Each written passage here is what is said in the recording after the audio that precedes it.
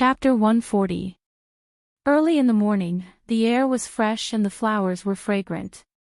Tang Zheng stretched and found that Fang Shishir was still sleeping. Her face was filled with a satisfied and happy smile, which was exceptionally beautiful. Last night, the two of them were very busy and only fell asleep in the middle of the night. Besides the last time they had intimate contact at Tang Zheng's new home, this was only the second time, so they didn't stop there. Instead, it was as fierce as a storm. Fang Shishir seemed to have adapted to him. She was immersed in this wonderful feeling and kept taking. Fortunately, Tang Zheng's stamina was strong enough. Of course, he completely conquered her, not only her heart, but also her body. Tang Zheng was used to waking up early. Although he slept very late and consumed a lot of energy, his body was different from ordinary people. He didn't feel uncomfortable at all. Instead, he was in high spirits.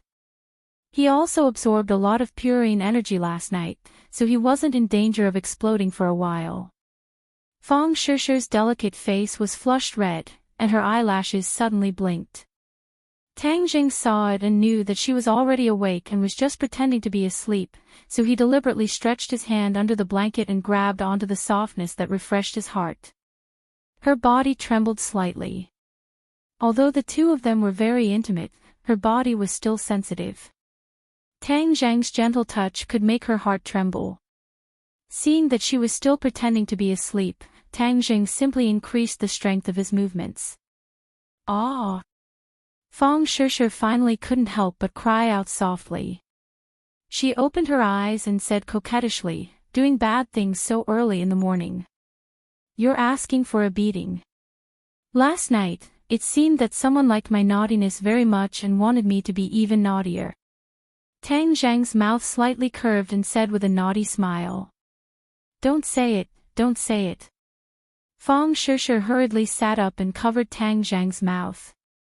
The quilt slipped down to her waist, and the alluring scenery of her upper body was exposed. Tang Zheng's claws were still on it. "You're exposed." Tang Zheng raised his eyebrows and joked. I won't let you see." Fang Shishir grabbed the quilt and broke free from Tang Zheng's evil clutches, covering the seductive scene. "I looked at it for a long time last night. I already know what it looks like. I can imagine it even without looking. You, bad egg." Fang Shishir's face was as red as a peach blossom. Her eyes looked like they were about to drip water. "Shishir, wake up and eat breakfast. I'll send you to school in a bit." Shi Mengqin called from outside the door. "Okay, Mom, I'll be down soon." "Quickly get up and put on your clothes," Fang Shishir urged. "Do you want me to help you put it on?" Tang Zheng volunteered.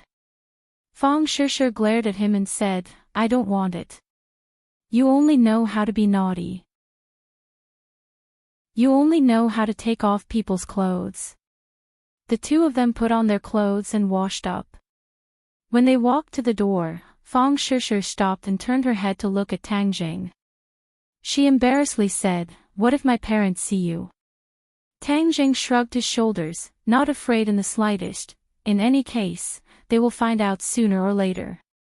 It is better to find out sooner rather than later. Moreover, in the future it will be convenient for us to be together openly.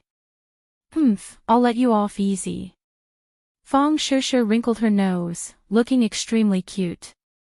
With a creak, the door opened. The two of them held hands and walked up the winding staircase to the dining room. In the dining room, Fang Chonghua and Shi Mengqin were originally talking when they suddenly raised their heads and saw this scene. They simultaneously stopped and stared dumbfoundedly at the two of them. A trace of shyness flashed across Fang Shishir's face, but she did not let go of Tang Zheng's hand. Instead, she gathered her courage and naturally walked over with Tang Zheng. "Uncle, Auntie, good morning." Tang Zheng discovered that his face was becoming thicker and thicker. He was not flustered in the slightest, as if nothing had happened. On the contrary, Fang Shishir bashfully lowered her head, not daring to look at her parents. Seeing her bashful appearance, as experienced people, how could Fang Chonghua and Shi Mengqin not understand what had happened? They tacitly looked at each other and couldn't help but think of last night's topic. Didn't they plan on repeatedly reminding Fang Shishir about that kind of thing? But after only one night, it was already too late. Heavens, the two of them were about to collapse. This matter came too suddenly. Even the usually calm and collected Fang Chonghua's expression changed. Shi Mengqin glared at Fang Shishir and was about to flip out when Fang Chonghua saw that the situation was not good and hurriedly grabbed her hand. The matter had already happened, so flipping out would not help and would instead make the situation worse. It seems that his daughter had truly grown up.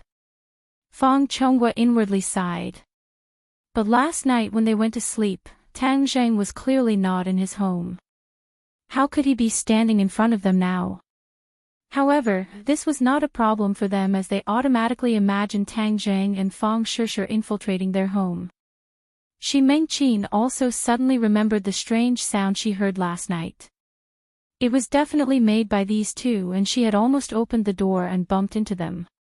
She was both a bit angry and a bit happy. After all, bumping into this kind of thing was too embarrassing. Shishir, come here and sit down. Shi Mengqin forcefully suppressed her anger and unhappily said. Fang Shishir obediently went over and sat down, pulling Tang Zheng to sit beside her. Fang Chonghua ordered the servants to add another set of chopsticks as his gaze fell on Tang Zheng's face. 4 pairs of eyes met. Seeing Fang Chonghua's complicated expression, Tang Zheng lightly coughed and calmly said, Uncle Fang, how are things going with the demolition? Fang Chonghua inwardly sighed. If it was him, he would definitely not be able to have such a calm and collected appearance. This Tang Zheng was truly not simple. But in this situation, he obviously could not give Tang Zheng too much face. Otherwise, he would not let this little brat take a mile after taking an inch. Therefore, Fang Chonghua did his best to make his expression serious and not appear angry as he solemnly said, the demolition has already begun. Boss Hua's company truly lives up to its name. That's good. Tang Zheng nodded his head and began to eat. Tang Zheng felt that he had to admire his own courage and determination. If it was before, he would definitely have a guilty conscience. But now that he had dealt with so many strange things, this situation did not make him feel guilty at all. Seeing the calm and collected Tang Zheng, Shi Mengqin fiercely glared at him. Then, she pulled Fang Shishir, who had almost finished eating, and said, Follow me. Fang Shishir reluctantly looked at Tang Zheng.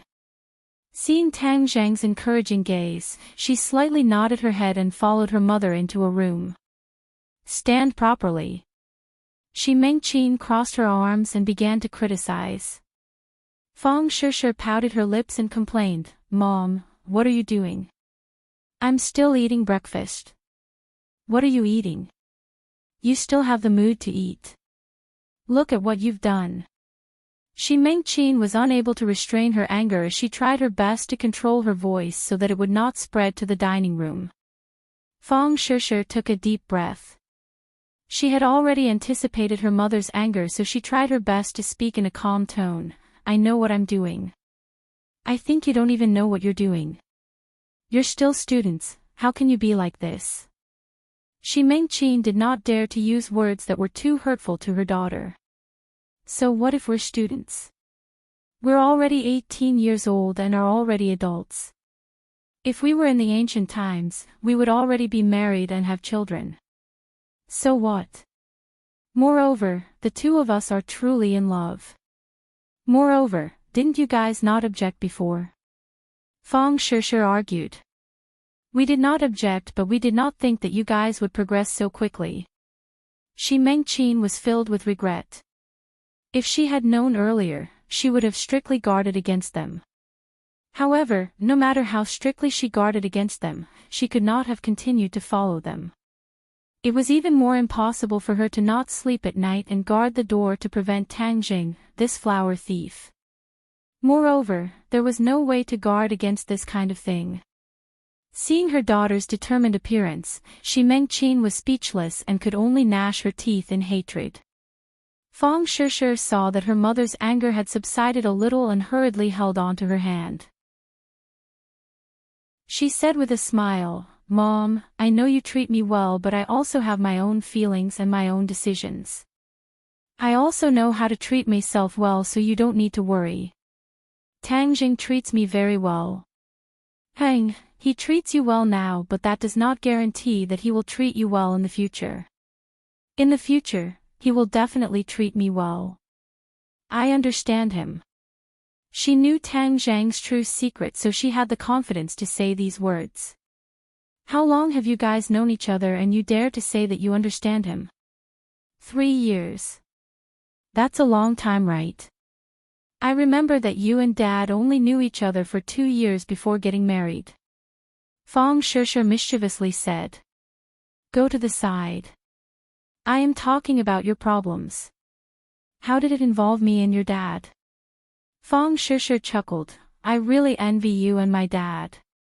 In the future, we will definitely be a copy of you and be as happy as you too." Mengqin opened her mouth but was speechless. She could not possibly say that she was not happy right now.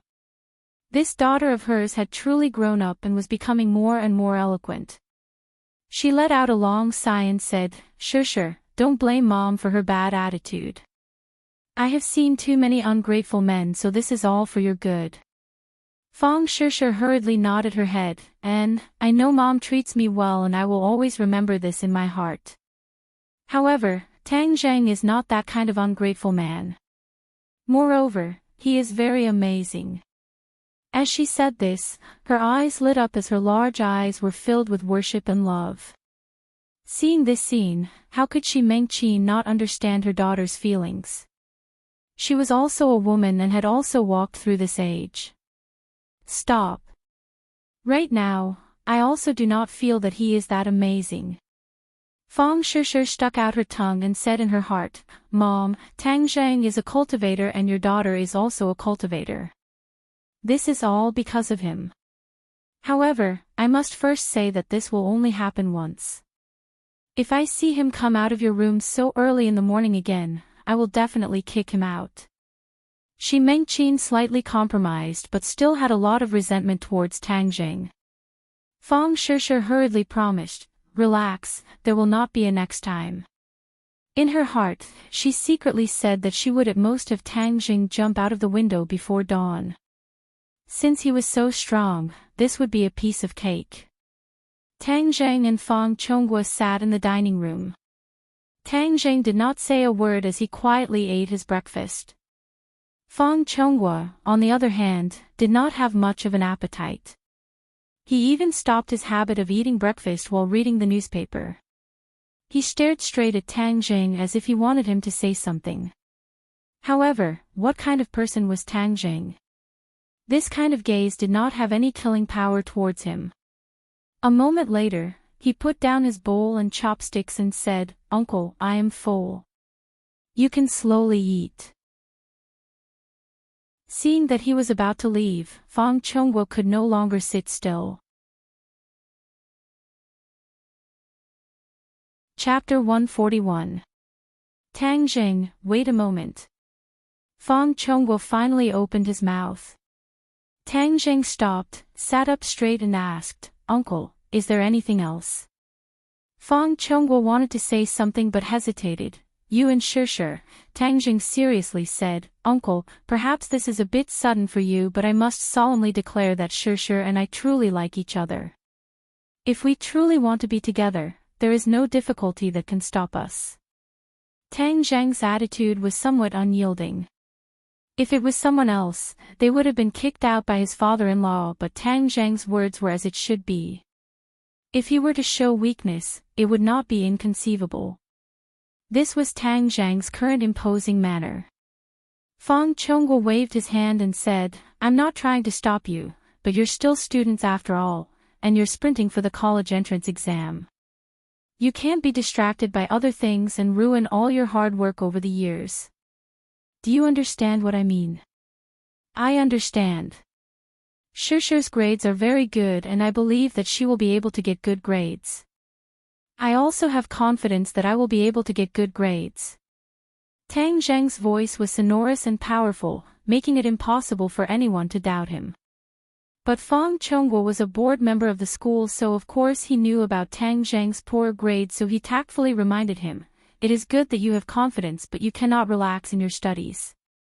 I am not worried about Shisha's grades, but you, the school's last place wanting to get into a good university was nothing more than a daydream." Fang Chongguo did not say this as even though he knew that Tang Zheng was outstanding in other areas, he did not have much confidence in his studies. "Uncle, I will get first place in the college entrance exam," Tang Zheng firmly said. "What, first place in the school?"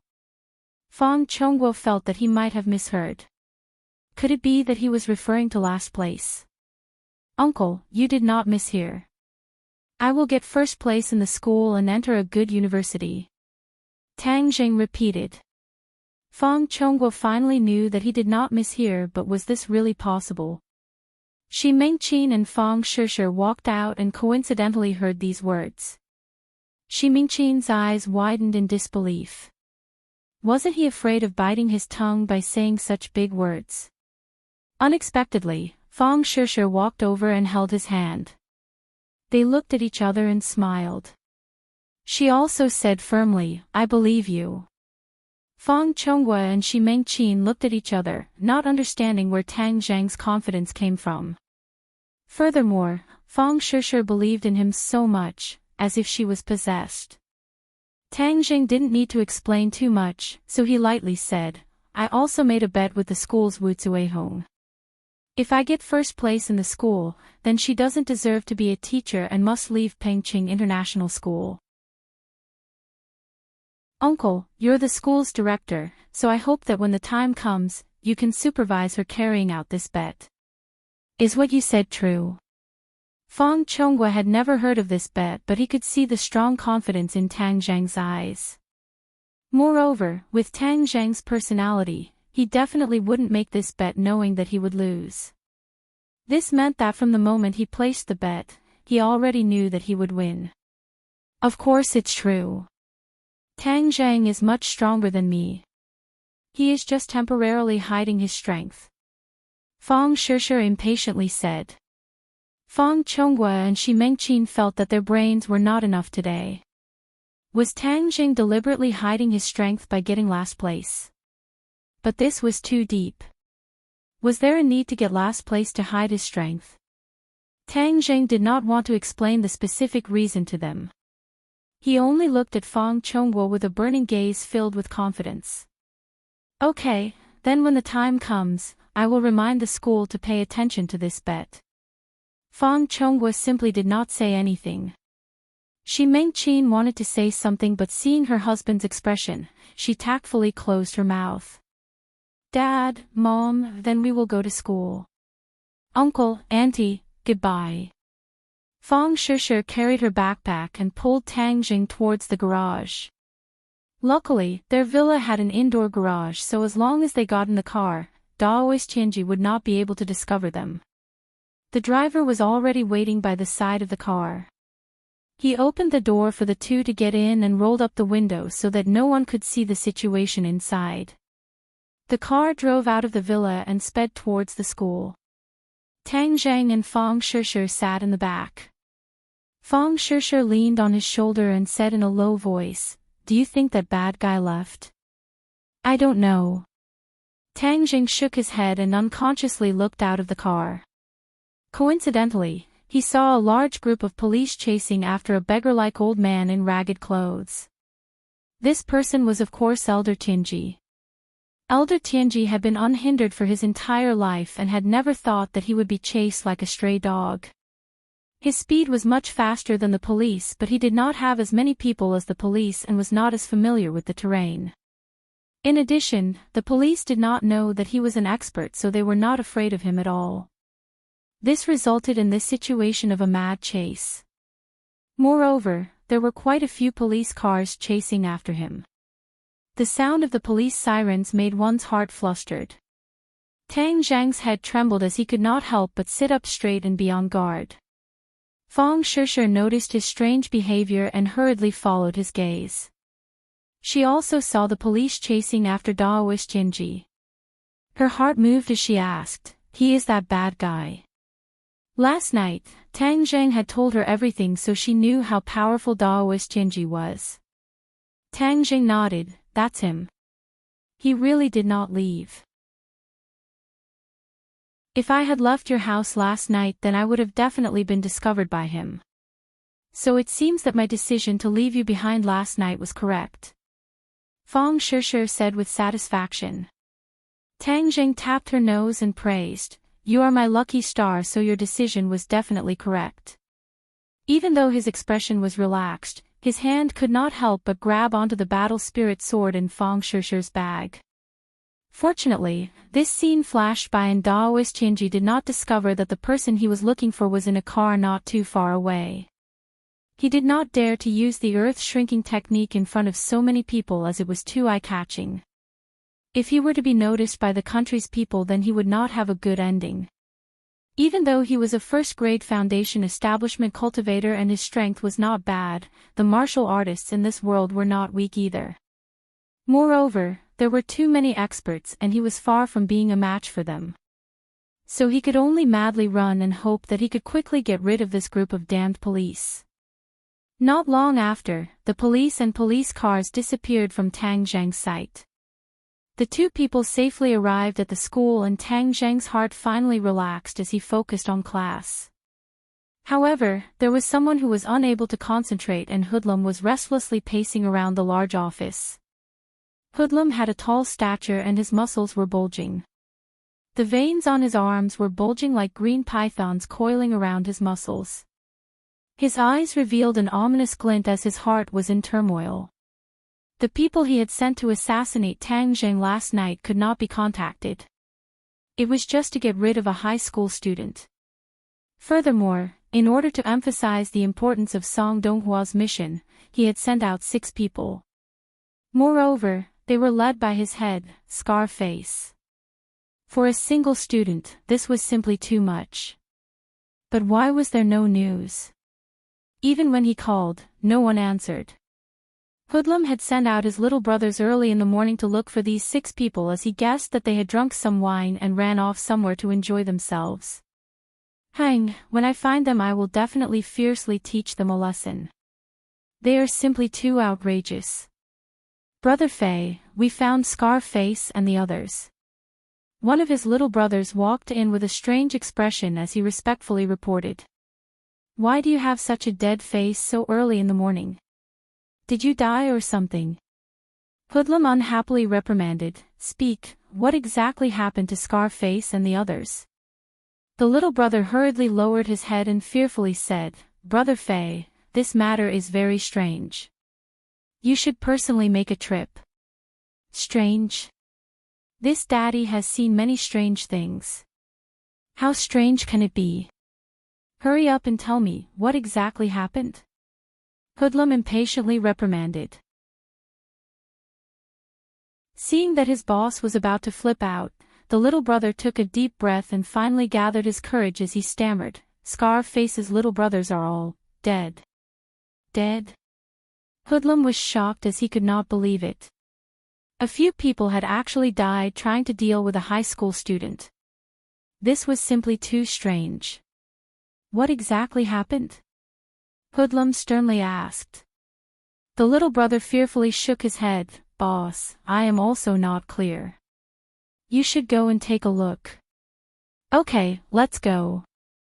This daddy wants to see what exactly happened." Half an hour later, Hoodlum stood in the desolate construction site of the unmarked common graves as he blankly stared at everything in front of him. He finally understood his little brother's feelings. This was simply too strange. "Brother Fei, we found their van and then found this place." The little brother still did not dare to look at the bloody scene. Hoodlum's face was ashen as his little brothers had actually died so miserably. Their heads had been separated from their bodies and some of their stomachs had been torn open with their organs spilling all over the ground. This was simply like hell on earth. Even the chaotic battles of the underworld were not this miserable. who can tell me what exactly happened?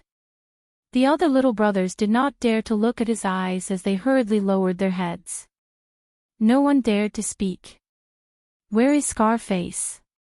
How come I don't see his corpse here?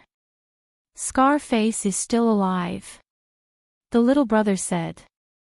Then capture him for this, Daddy. This daddy wants to ask what the fuck happened. Hoodlum was flustered and exasperated. It had been a long time since he had been this angry. What was originally an insignificant matter had actually turned out like this. 5 of his little brothers had died, and they had died so miserably. If he did not find an explanation, then not only would his little brothers be bitterly disappointed, he would also become a laughingstock and damage his reputation. The little brother wanted to say something but hesitated. In the end, he did not say anything as he turned around and walked towards the van, dragging along a person as he staggered over. Hoodlum looked at the person walking over in astonishment as his eyebrows jumped. Scarface was his leader and was also his trusted little brother. Of course, he was very familiar with him. Scarface was vicious and merciless, and was extremely good at fighting.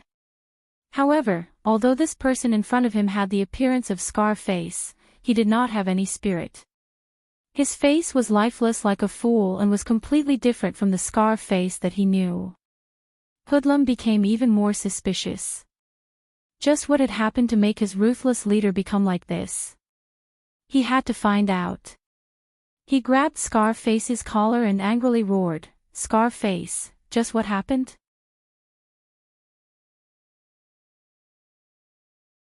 Chapter 142.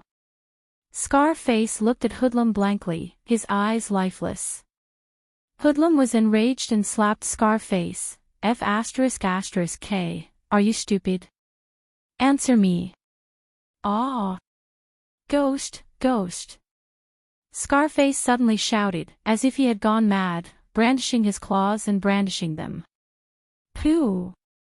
Hoodlum was not careful and his face was scratched a few times. Blood immediately seeped out, making him look battered and exhausted. Hoodlum was actually injured by his own leader. If this were to spread, he would become a laughingstock. Hoodlum was unable to restrain his anger and kicked Scarface to the ground. He was still angry and stepped on Scarface. F***K, you dare to attack me? Are you crazy? Scarface curled up on the ground and screamed, but he still kept on repeating, "Ghost, ghost, Brother Fay, calm down." The other lackeys saw this and quickly persuaded, "Brother Fay, Scarface seems to have really gone mad. You can hear him calling ghosts. When we found him, he was also like this." What? Hoodlum stopped and looked suspiciously at Scarface, who was curled up on the ground. Scarface was still muttering non-stop, and his face was still full of fear. Hoodlum had seen this kind of fear many times.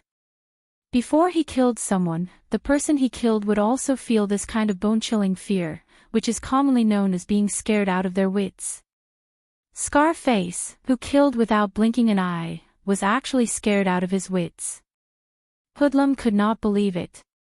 Even if there was a knife to Scarface's neck, Hoodlum was sure that Scarface would not be so scared. What the F***K is going on? Hoodlum was filled with suspicion and asked angrily. The lackeys trembled in fear and hesitated to speak. What are you waiting for? If you don't speak, I will cripple you. The underling trembled and pointed at the ground under his feet. Brother Fay, do you still remember where we are? Hoodlum frowned and looked around. This place was extremely desolate, and there were barely any signs of life. What kind of place was this? What kind of place is this? Brother Fay, this is the damned place. Its ordinary balances unmarked common graves, the one that's haunted. After the little brother finished speaking, he couldn't help but look around, as if he was really afraid that a ghost would come to take his life. Hoodlum's heart trembled as he finally remembered this dangerous place. He was a gangster and didn't believe in ghosts.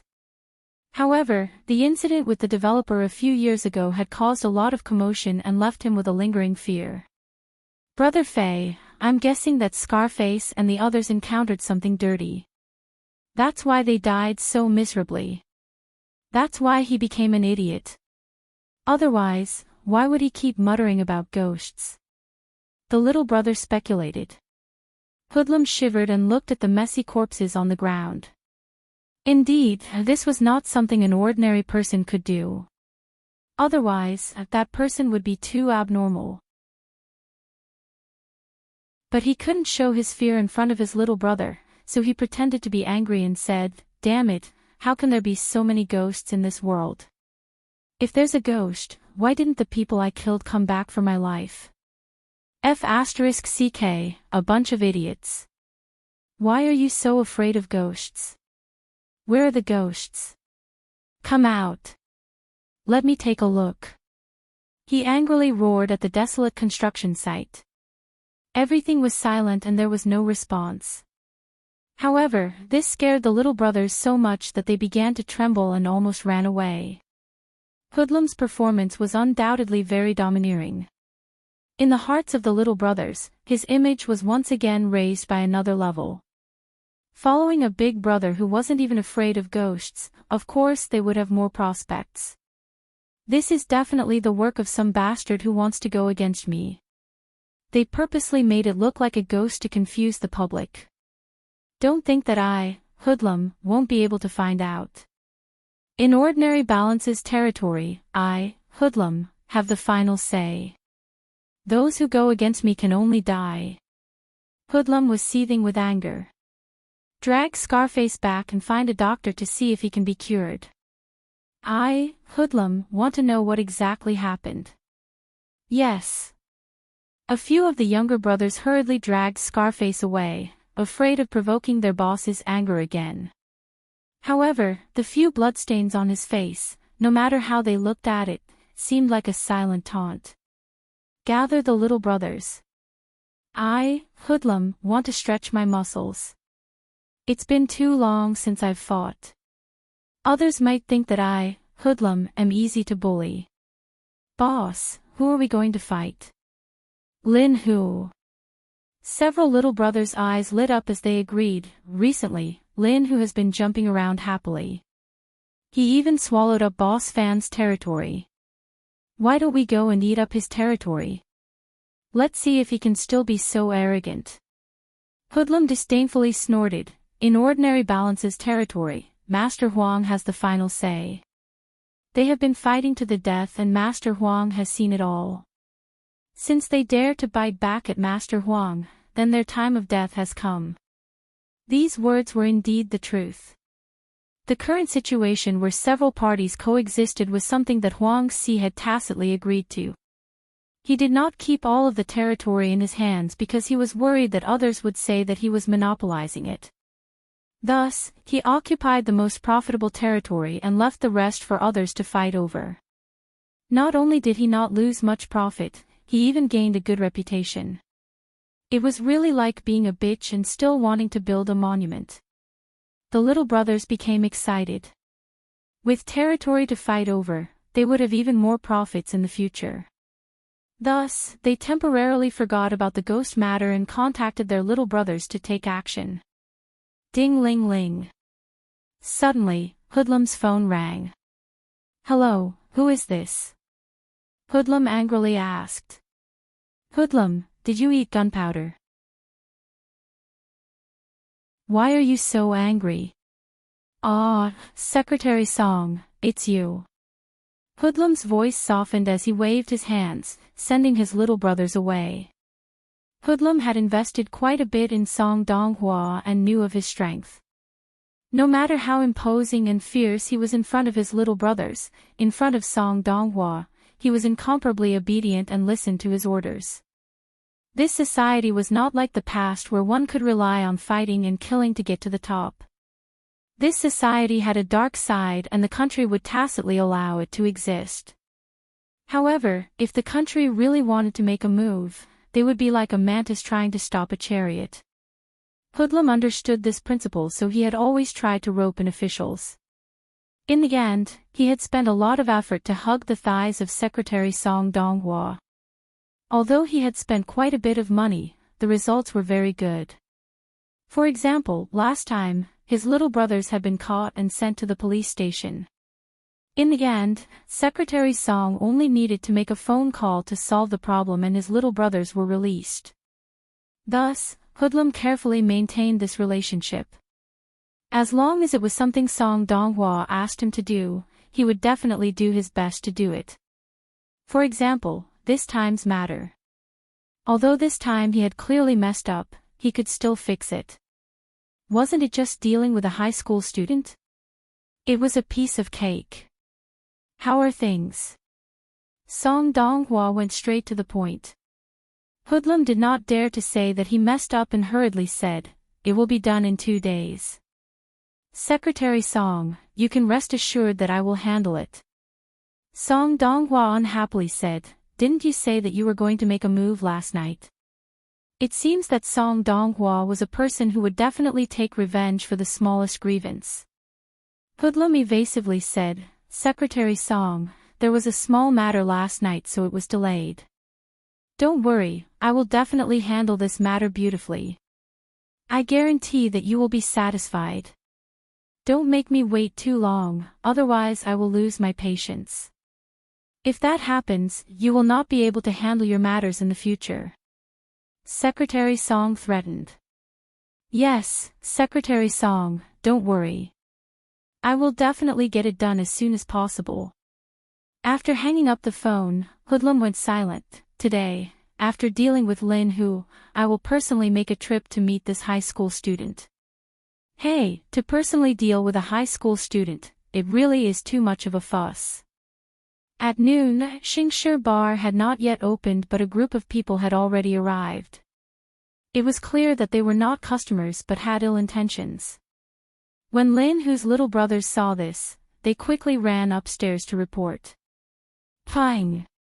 A loud sound rang out as Hoodlum sent the door flying with a kick, smashing into the wall far away. He stood imposingly at the entrance, glaring angrily. Sweeping his gaze, Lin Hu's lackeys all hid far away. Yo, isn't this Brother Fei? Why are you so angry? Come, give Brother Fei a glass of wine. Put in some ice to cool down his anger. Dong Zi came out to greet him and feigned enthusiasm. Who the F***ck are you? What qualifications do you have to speak in front of me? Scram, tell your boss Lin Hu to come talk to me. Otherwise, I will start smashing. Hoodlum said arrogantly. Behind him, over 100 little brothers immediately screamed and waved the sticks in their hands. It was a frightening sight. Brother Fei, I am Brother Hu's little brother Dong Zi. If you have anything to say, you can tell me. Dong Zi said while suppressing his anger. Pei, tell you. Are you even worthy? Hoodlum's leg flew up and swept towards Dong Zi. Dong Zi reacted quickly and immediately raised his arm to block. Although he blocked, there was still a muffled sound as Dong Zi flew out and smashed into the counter. It could be seen how powerful that kick was. Pei, you can't even withstand a single blow. Hoodlum disdainfully spat out a mouthful of saliva. Behind him, his little brothers cheered him on. Brother Fei is mighty. Lin Hu's little brothers began to stir and were about to charge forward when they saw Dong Zi stumbling as he stood up and blocked his little brother. He wiped the blood from the corner of his mouth and asked with a gloomy face, Brother Fei, you're not being particular. Are you trying to pick a fight with Brother Hu? So what if I want to pick a fight with him? Let me tell you, not only will I pick a fight, I will also ruthlessly step on Lin Hu so that he will never be able to rise again. Hoodlum said with a murderous look. Yo, Brother Fei, you're so aggressive. Did you eat a bull's penis early in the morning? You're so angry that you want to step on me so that I will never be able to rise again. You scared me to death. Lin Hu lazily walked downstairs and looked at Dong Zi. How are you? Dong Zi clenched his teeth and shook his head. I'm fine. Lin Hu nodded his head as he walked towards Hoodlum. Hoodlum's pupils shrunk as they had not seen each other for a short period of time, and Lin Hu's aura seemed to have changed. He was now filled with confidence. "Brother Fei, what happened to your face? Did some little girl scratch you? Hey, you're going to be disfigured," Lin Hu jokingly said, but in his heart he was very puzzled as why Hoodlum would come looking for him. Could it be that Fire Phoenix had told on him? Impossible. Lin Hu decided to wait and see. Hoodlum was already angry, and mentioning the bloody scars on his face made him even angrier. It seemed like this fight was unavoidable.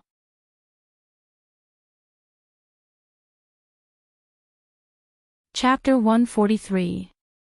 Hoodlum angrily glared at him. "Lin Hu, don't think that I don't know what you've done. Was the matter with Scarface done by you?"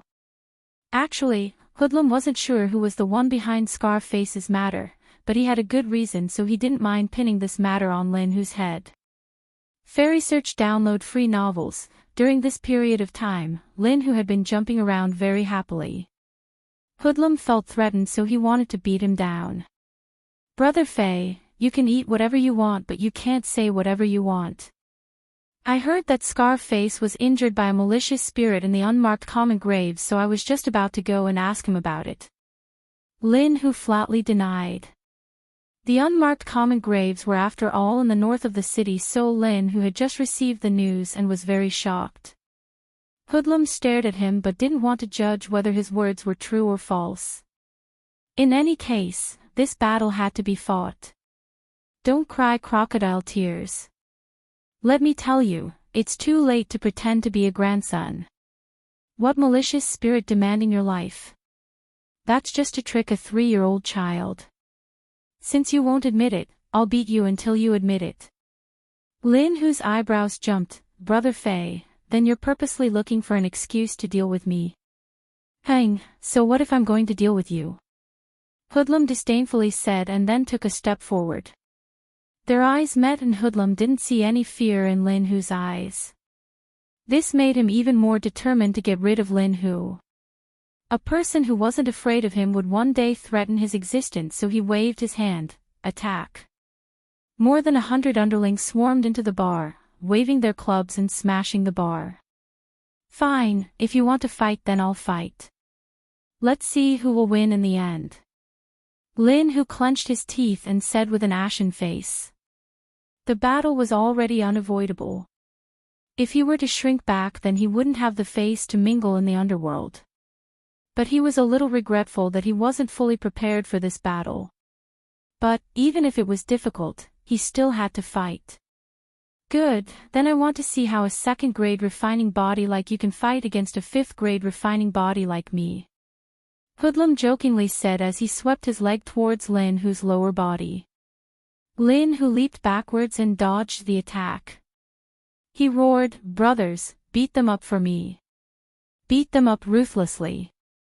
They dare to behave atrociously in our territory, we must beat them down." Suddenly, the two sides were engaged in a chaotic battle. This was Lin Hu's base camp, so of course, he had a lot of people. They were almost evenly matched, but the bar suffered a calamity. It was basically smashed beyond recognition.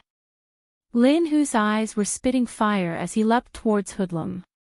Flipping his hand behind his back, a chilling machete appeared in his hand as he viciously chopped towards Hoodlum. "You dare to make a fool of yourself with such petty tricks? I'll let you open your eyes and see what a true expert is."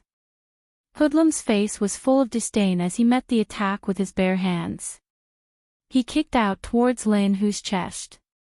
Even though Lin Hu had a weapon in his hand, he didn't dare be careless. He knew the power of Hoodlum's spring kick. Hoodlum was Huang Xi's most proud disciple. It was said that Huang Xiang didn't like to learn spring kick, so Huang Xi passed down the essence of spring kick to Hoodlum. Hoodlum was only 30 years old, but he was already a 5th-grade refining body cultivator. Spring kick was fast and fierce. One kick was accompanied by a strong wind that made people unable to open their eyes. But Lin Hu wasn't a mediocre person. He swept his machete horizontally towards Hoodlum's leg. The machete's momentum was like the wind, as if it could even cut through steel. Hoodlum didn't retract his leg and instead kicked even faster towards the blade. Pang! A muffled sound rang out as Lin Hu staggered backwards, his arm numb. Hoodlum slightly retreated and then lowered his body, sweeping towards Lin Hu's lower body with a whirlwind kick. Lin Hu roared as he blocked his lower body with his machete, blocking the opponent's attack. He then pulled his machete upwards, directly slashing towards Hoodlum's chest. As long as the machete landed, it would directly split open from the chest to the stomach. Hoodlum leapt into the air, narrowly avoiding the tip of the machete. He then looked down from above and kicked out with both of his legs, covering the top of Lin Hu's head. Pang pang pang. A series of muffled sounds rang out as Lin Hu flew backwards, spitting out a mouthful of blood.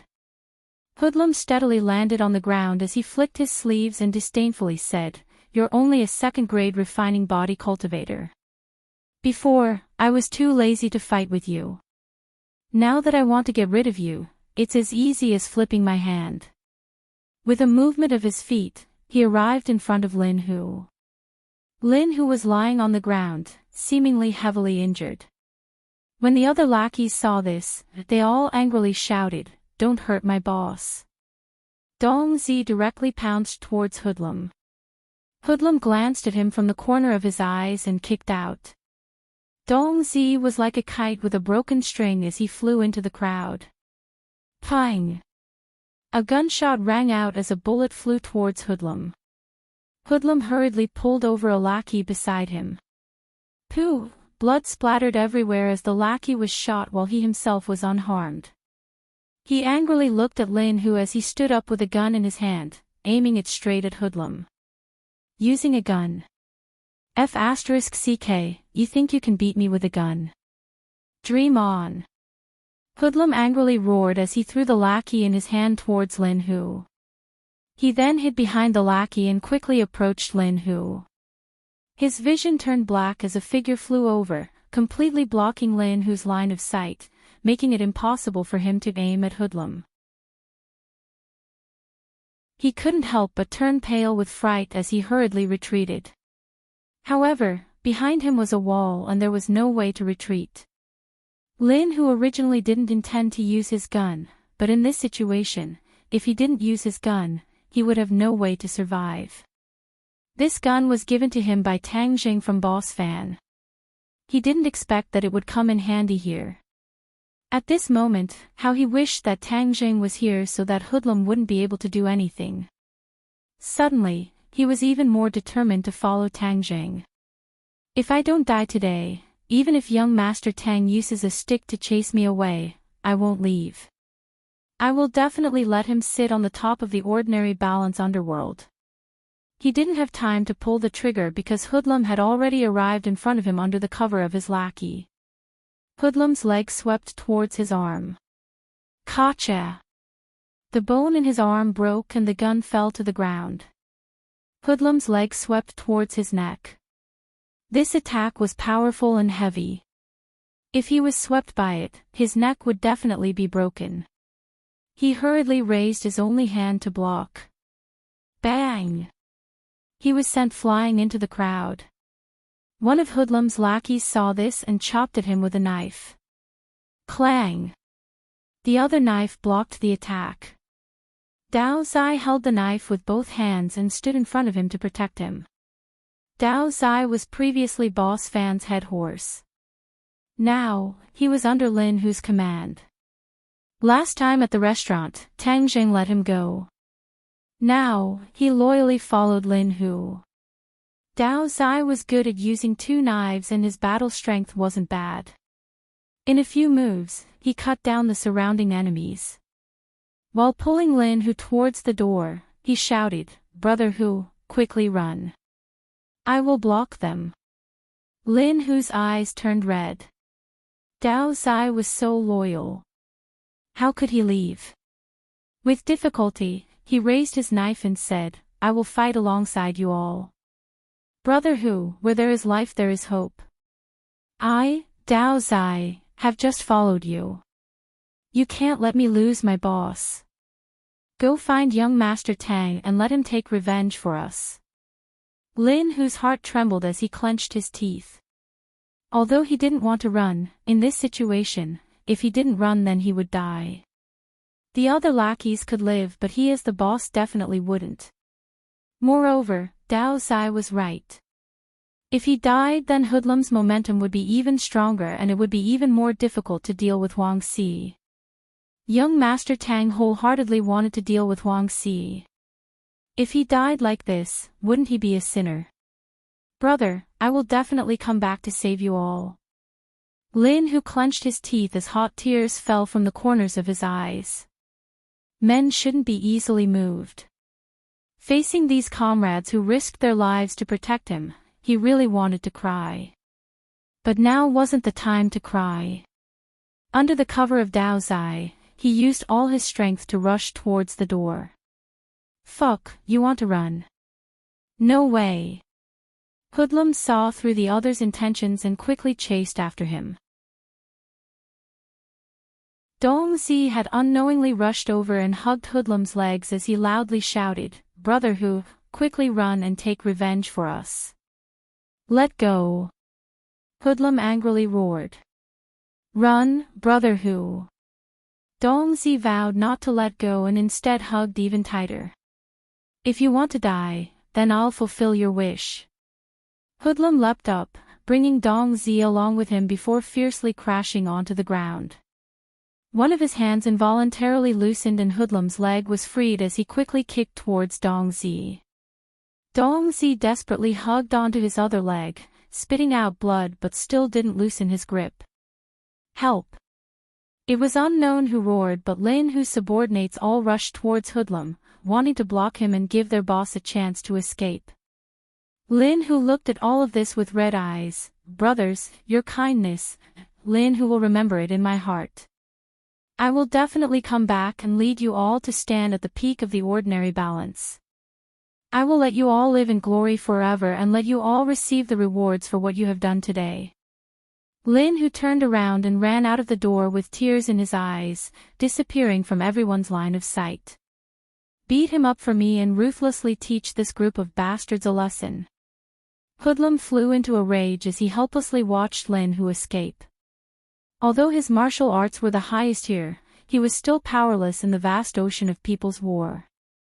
Lin Hu staggered and in order to not attract attention, he specifically chose a remote path.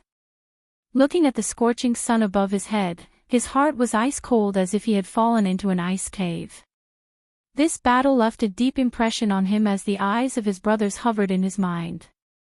He clenched his teeth and bit his lips until they were bleeding. I will definitely take revenge, take revenge. Finding young Master Tang was his only thought as well as his only method. He knew that he had underestimated Hoodlum's strength in the past as this Wang Xi dog's fangs were too sharp. Even if he relied on himself and the Fire Phoenix, he would still be powerless. Only Tang Zhang was the key to change everything. He also finally understood why Fire Phoenix was so cautious and didn't easily agree to join hands with him. This woman was the one with the clearest vision. One of his arms drooped down as it was incomparably painful but it couldn't compare to the pain in his heart. He had to find Tang Zhang as soon as possible. School, yes, Tang Zhang was studying at Pengqing International School. He didn't dare call for a taxi as he was deeply afraid that Hoodlum would catch up to him. He staggered all the way to Pengqing International School. His injuries weren't light. Not only did he suffer from the pain of losing his arm, he also suffered from internal injuries. The taste of Hoodlum's bouncing kick wasn't that good. Finally, he saw his destination in the distance as a group of students filed out.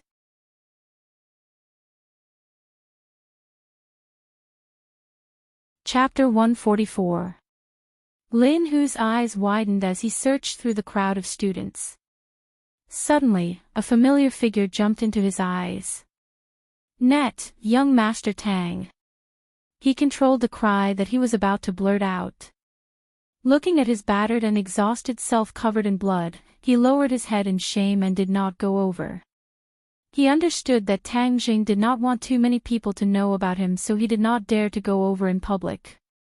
Tang Jing sent Feng Shishir to the car and watched her leave. He then walked with Feng Yong. The two of them chatted and laughed, no different from the students beside them. When the two of them got closer, Lin Hu jumped out from a corner and called out in a low voice, "Young Master Tang." Tang Zhang and Feng Yong were originally discussing the problem of martial arts. Feng Yong was after all too old and his aptitude was average, so his progress in martial arts was not as fast as Feng Shishir's. However, thanks to the guidance of a great teacher like Tang Jing, he could be considered to have stepped into the threshold of martial arts. "Boss, when do you think I can be as strong as you?" Feng Yong asked in worship. Tang Jing gave a faint smile and encouraged him, "As long as you work hard, it is possible." Feng Yong nodded, "I will definitely work hard so that people like Takashi will never be able to bully me again." 5. Takashi hasn't bullied you now, right? Of course he wouldn't dare. With boss protecting me, who would dare to touch me? Feng Yong said proudly. However, Takashi has been acting strange recently, especially that look in his eyes. I keep feeling that there is a problem. Tang Jing did not have time to reply when he saw a person jump out from the side. He jumped in fright, thinking that it was Daoist Jinji. Who's he? Why is it you? Tang Jing looked at Lin Hu in astonishment. His gaze trembled as he saw the blood on his clothes. He could not help but frown. What's wrong? Young Master Tang, I have something to talk to you about. Lin Hu glanced at Feng Yong and hesitated. Feng Yong looked at this stranger in astonishment. He actually called his boss Young Master Tang. He felt baffled. When did his boss have such a nickname? Why didn't his little brother know about it? However, what shocked him even more was Lin Hu's aura. This person was battered and exhausted, and there was even blood on his clothes. However, his aura was very frightening and full of killing intent, causing him to involuntarily tremble. Tang Jing knew that something big must have happened. He patted Feng Yong's shoulder and said, "Fatty, you go home first." "Boss, is there something wrong?" "I'm your little brother, so if there's a problem, I'll have to help." Feng Yong patted his chest and volunteered. Tang Jing shook his head. Feng Yong couldn't help. "Go back. You don't have to get involved in this." "Oh, boss, just give me a call if you need anything. I'll be there in a minute." Seeing Tang Zhang's firm attitude, Feng Yong left reluctantly. "Let's talk over there." There were too many students nearby. Tang Zhang and Lin Hu walked into a side alley. "What's going on?" "Young Master Tang, Hoodlum brought people to sweep through my territory, saying that I killed his little brother. Everyone knows that his leader, Scarface, was killed by a malicious spirit in the unmarked common graves. He is just looking for an excuse to get rid of me and swallow my territory." Lin Hu angrily said. "Scarface." Tang Zhang's head moved. He remembered that Scarface from last night. Wasn't he sent by Hoodlum to kill him? He originally wanted to find Hoodlum and find out who wanted his life. He didn't think that Hoodlum would first find Lin Hu. Looking at Lin Hu's appearance, the situation didn't look good. "What happened in the end?" Tang Jing asked. Lin Hu hung his head and said in shame, "I wasn't Hoodlum's opponent. My brothers risked their lives to let me escape." Saying this, his shoulders trembled. Tears flickered in his eyes, as if they were about to burst out. Tang Jing secretly sighed. Although it was just a few words, he could imagine just how desperate the battle was. He patted Lin Hu's shoulder and comforted him. "Since your brothers risked their lives to let you escape, then they wanted you to make a comeback. What are you crying for? What do you plan to do next?" He raised his head and looked straight at Tang Jing. He clenched his teeth and with a put-onk sound, he kneeled on the ground. "Young Master Tang, I beg you to save my brothers. Get up. A man has gold under his knees. He kneels to the heavens, to the earth, and to his parents. You don't need to kneel to me. Tang Zhang's face sank as he reprimanded Lin, who did not get up as he continued to speak. Young Master Tang, you said before that you don't want to get involved in matters of the underworld, so normally I don't dare to disturb you. But in the ordinary balance underworld, Huang Si has the final say. He is vicious and merciless, so he definitely won't let my brothers off. Young Master Tang, from now on I pledge to follow you. My life is yours. I only hope that you can lead my brothers out of this encirclement and get rid of those two bastards Hoodlum and Huang Si. Then we will support you in becoming the head of the ordinary balance underworld. I will be your cow and horse. Wherever you point me to, I will do it without any hesitation. Seeing this indomitable man say these words, Tang Jing could completely understand the pain and suffering in his heart. Of course, there was also the desire for revenge. But Tang Zhang was a student and a cultivator. He really did not want to get involved in matters of the underworld. But this time Hoodlum taught him a lesson. Although Scarface and the others could not harm him, they could easily harm others. In the future, when Tang Zhang went to study elsewhere, what would happen to his grandfather? Would he also take his grandfather with him? Of course he had the strength to do so, but it was difficult to leave one's homeland. His grandfather definitely did not want to leave the ordinary balance. What if Hoodlum or Huang Si saw that they could not deal with him and turned to deal with his grandfather? He did not dare to think of the consequences. He had experienced too many dangers and did not dare to take this risk. Even if his grandfather was in the slightest bit of danger, he would definitely strangle this danger in the cradle. His eyes gradually became sharp as it seemed that Lin Hu's suggestion was not impossible. In the past, he had been too ambitious and had neglected this problem. Although matters of the underworld made his grandfather worried, as long as he had absolute strength and grasped the power of the underworld in his hands, not only would this power not harm others, it would also ensure the safety of more people. Perhaps this was the result that his grandfather wanted to see. Moreover, this time Hoodlum had used the matter with Scarface as an excuse. This matter was related to Tang Jing, so he really should lend a helping hand. Seeing Lin Hu kneel on the ground, his eyes fervently looking at him, he nodded his head and said, "Since we and Hoodlum and Huang Si are like fire and water, then of course we should pull them down. Stand up, I promise you." Lin Hu was overjoyed as he resolutely said, "Young Master Tang, this life of mine is in your hands. I, Lin Hu, vow to follow young Master Tang until my death. If I have second thoughts, may the heavens and earth destroy me." Tang Jing grabbed both of his hands and helped him up. His heart gradually warmed as Tang Jing knew that he was a person who would eventually make a name for himself. Perhaps Lin Hu would be one of his subordinates. At this moment, his heart underwent a complete change. If it was before, even though he knew that he was a cultivator and would eventually be extraordinary, he did not carefully think about what would happen. However, Lin Hu had enlightened him. Huang Si, this kind of person, would vainly try to control a part of the world. With his own great potential, if he did not think of creating his own power, then it would be a complete waste of his own good fortune. Perhaps he would not be able to reach the heights of others in a short period of time, but he could take it one step at a time. In the future, there would be a day when he would stand at the top of the world and possess his own glory. Lin Hu never would have thought that he would be the one to help Tang Jing transform. This was perhaps the greatest benefit that he had brought to Tang Jing. "Young Master Tang, then what should we do now?" Tang Jing asked back. "You are more familiar with the situation than I am. What do you think we should do?" Lin Hu was startled. He knew that young Master Tang was testing him, so he pondered for a moment and said, "Hoodlum's strength is not ordinary. Originally, it would be impossible for me to deal with him. This time, I have lost many of my brothers, so dealing with him would be even more difficult.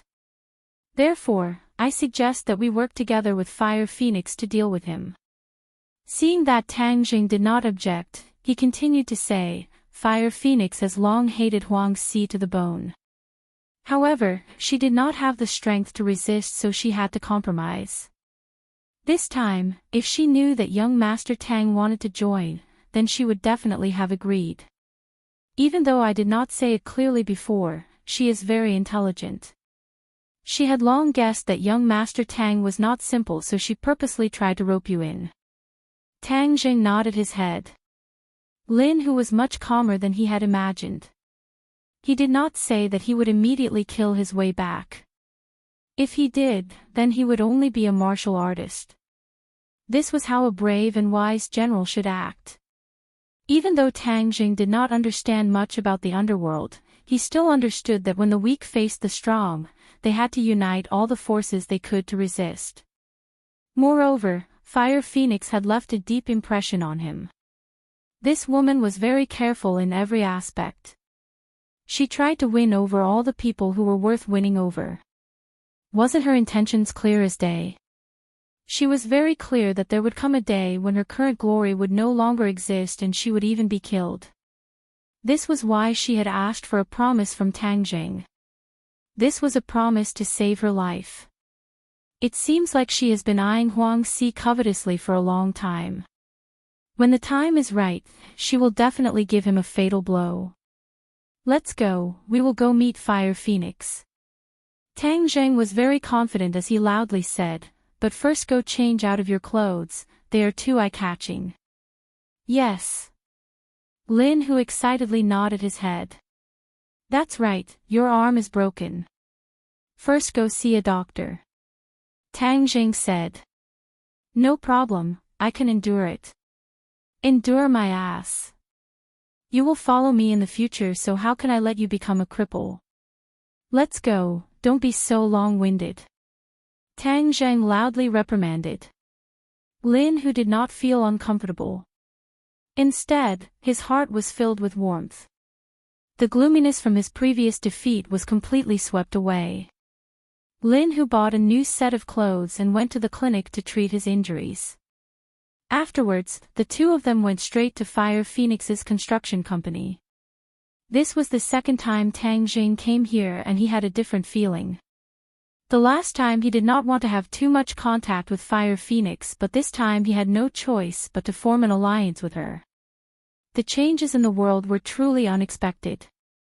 In the hall, the atmosphere was heavy. Tang Jing could clearly feel that there were many pairs of eyes staring at the two of them.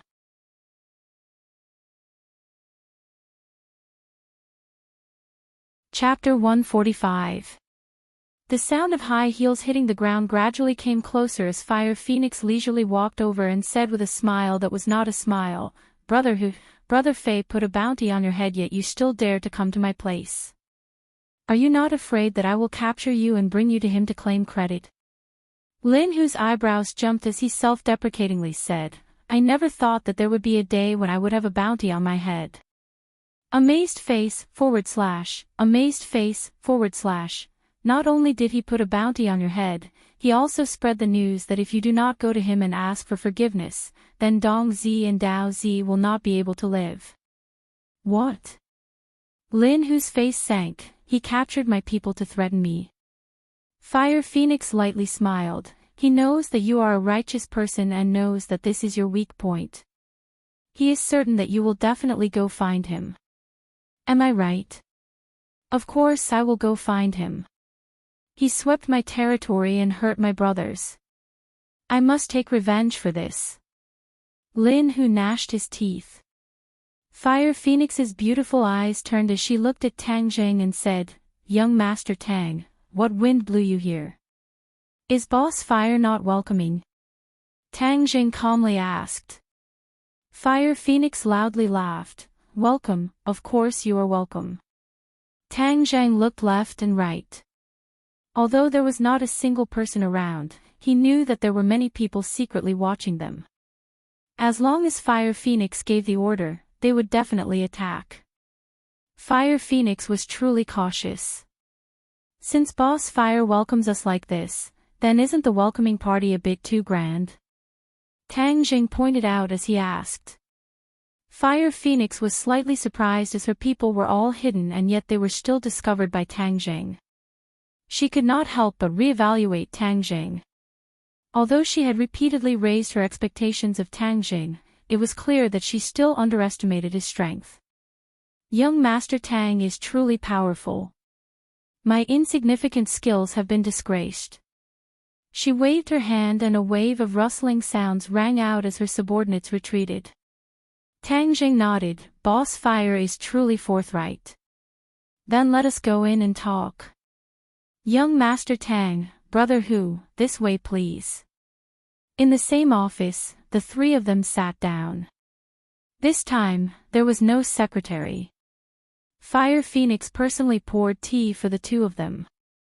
Young Master Tang, why did you come with Brother Hu this time? I've always felt that you're keeping a respectful distance from me. Fire Phoenix went straight to the point. Boss Hua, I'm not keeping you at a respectful distance. It's just that I'm a student, so there are some things that I don't want to interfere too much. But today, Huzi and I came together to give you a big benefit. Tang Jing said. Fire Phoenix laughed out loud and said meaningfully, big benefits often mean big risks, don't you think so? Her eyes were very bright. She was a shrewd woman.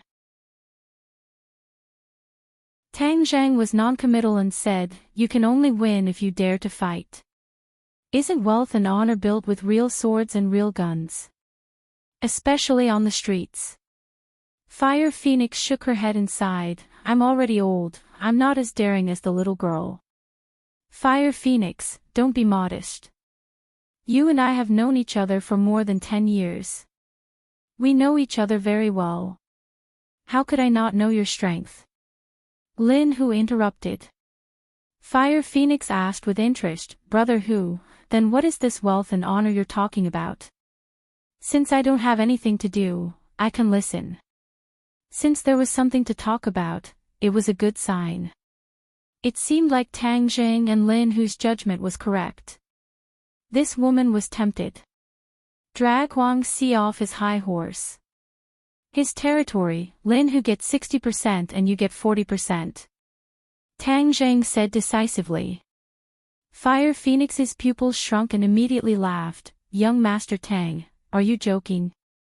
Drag Huang Si off his high horse, no one has ever done this before. No one has ever done it before, but that doesn't mean no one will do it now. Tang Zhang said in a profound manner. Fire Phoenix stopped laughing and stared unblinkingly at Tang Jing as if she wanted to see through him. Young Master Tang, where does your confidence come from? Ourselves. Tang Jing said. Ourselves. Fire Phoenix's face was unprecedentedly serious. Tang Zhang's solemn vow did not mean he was an idiot. But she still could not see through him. Young Master Tang, forgive me for speaking bluntly, but I understand your situation. I don't see anything that can contend against Huang Si. Even with Brother Hu, you saw Hoodlum take care of Brother Hu by himself. What do you have to contend against Huang Si? Her gaze was sharp as she waited for the two's answer. With young Master Tang here, nothing will be a problem. Lin Hu was full of confidence as he had a kind of blind worship and trust towards Tang Jing. Fire Phoenix, on the other hand, asked, Young Master Tang, forgive me for asking, but what is your cultivation level? 6th grade refining body. Tang Zheng answered truthfully. Fire Phoenix's eyes flashed with a trace of astonishment as she did not expect Tang Zheng's cultivation level to be so high. Young Master Tang, I have to say that you have made me very surprised. To have such a cultivation level at such a young age, your future achievements will be limitless. But I have to ask you a very realistic question. Huang Si's cultivation level has already reached the 9th grade natal realm. Moreover, I heard that Huang Xiang recently obtained a mysterious cultivation technique which allowed him to progress at lightning speed. He is already a 1st grade natal realm cultivator. Even with the three of us together, how do you think we can deal with the two pre-celestial experts of the Huang clan? Lin Hu was shocked. Huang Xiang had actually gone from the 6th grade refining body to the 1st grade natal realm in just a few short days. What kind of mysterious cultivation technique did he practice?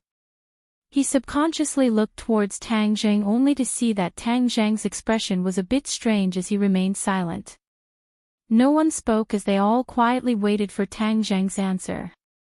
But at this time, Tang Zheng was actually communicating with Tian Chanzi. Didn't he say that the so-called mysterious cultivation technique he gave Huang Xiang had side effects? How did he reach the 1st grade natal realm so quickly? He was confused, so he had to ask Tian Chanzi. Hey, little brat, what I said about side effects is definitely not wrong. That little brat's cultivation speed is a bit faster than I expected. But the faster the better. The faster he is, the more advantageous it is for you. Tian Chanzi mysteriously said. Tang Jing curiously asked, what kind of side effects are there that you never told me? Hey, if he did not cultivate to the 1st grade natal realm, then this side effect would not have appeared. But since he reached it so quickly, does that mean the heavens are helping you? Tang Jing urged, you are becoming more and more like a fraud. Quickly tell me about the side effects. Tian Chanzi did not relent. In short, you don't have to worry about dealing with Huang Xi. When the time comes, I will give you a big surprise. Tang Zheng was helpless, but his heart was happy. Originally he was prepared to let Tian Chanzi return to the sun and deal with Huang Xi. Huang Xi's cultivation was not enough in front of Tian Chanzi, and if he did not return to the sun, then Tang Zheng was prepared to ask Feng Xinyang or Yi Tianlei for help. In short, he had many choices, which was why he was so fearless towards Huang Xi. Of course, this was his trump card and he could not tell others. But now that Tian Chanzi was so confident, he was also full of doubts. But if Tian Chanzi did not say anything, then he could not do anything. Seeing that Lin Hu and Fire Phoenix were still looking at him, Tang Jing mysteriously said, Boss Fire, your considerations are correct. But you only considered the 3 of us and did not consider the person behind me. The person behind you. Fire Phoenix suddenly realized that Tang Jing had such a cultivation at such a young age, he definitely had a master to guide him. Thus, Fire Phoenix, like Feng Xinyang, automatically filled Tang Jing in with an unfathomable master. Finally, Fire Phoenix's gaze towards Tang Jing changed. Tang Jing of course guessed what she was thinking, but he had no choice but to bring out this mysterious master to scare her.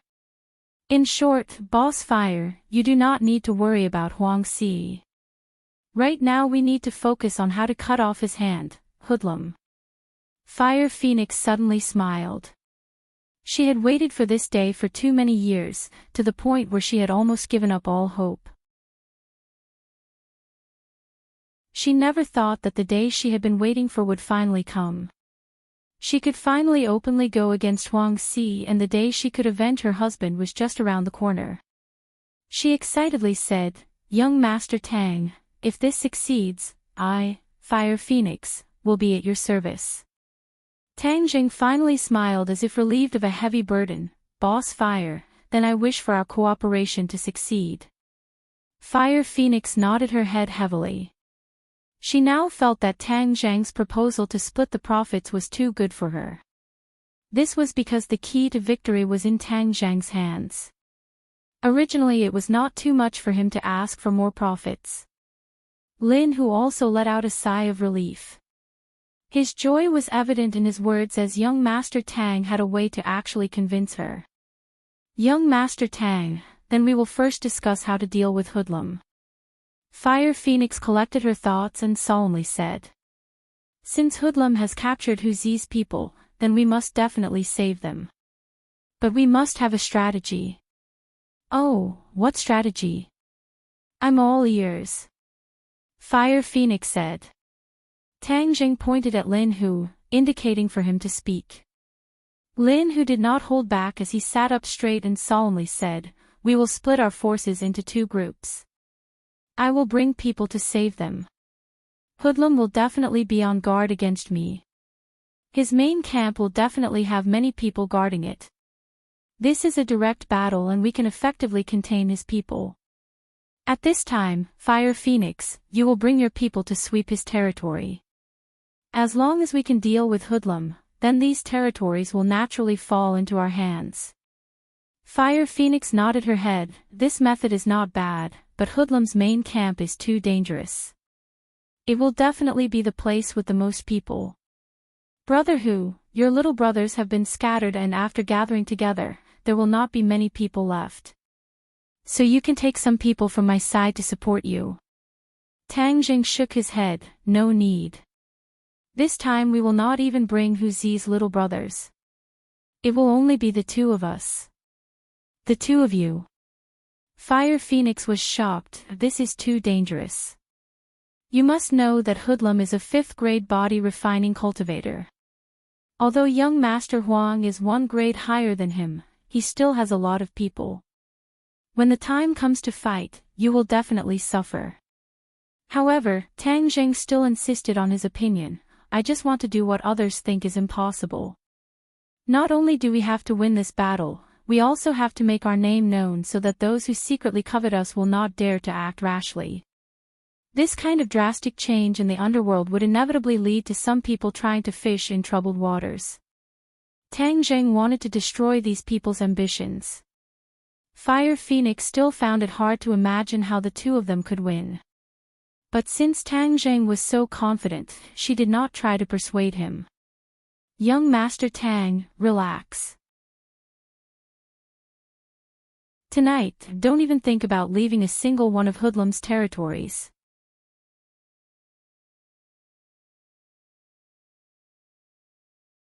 Chapter 146. It was early evening. Yilai Entertainment City wasn't as crowded with luxury cars and guests as it usually was.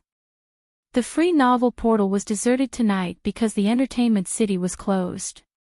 This was the first time something like this had happened in Chongqing City.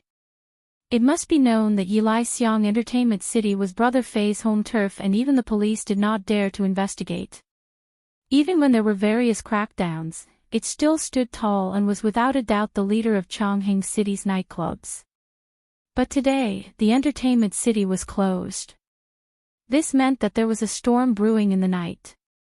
Many eyes were watching this place. Although Ordinary Balance had a few big bosses who occupied most of the territory, there were also a few small powers.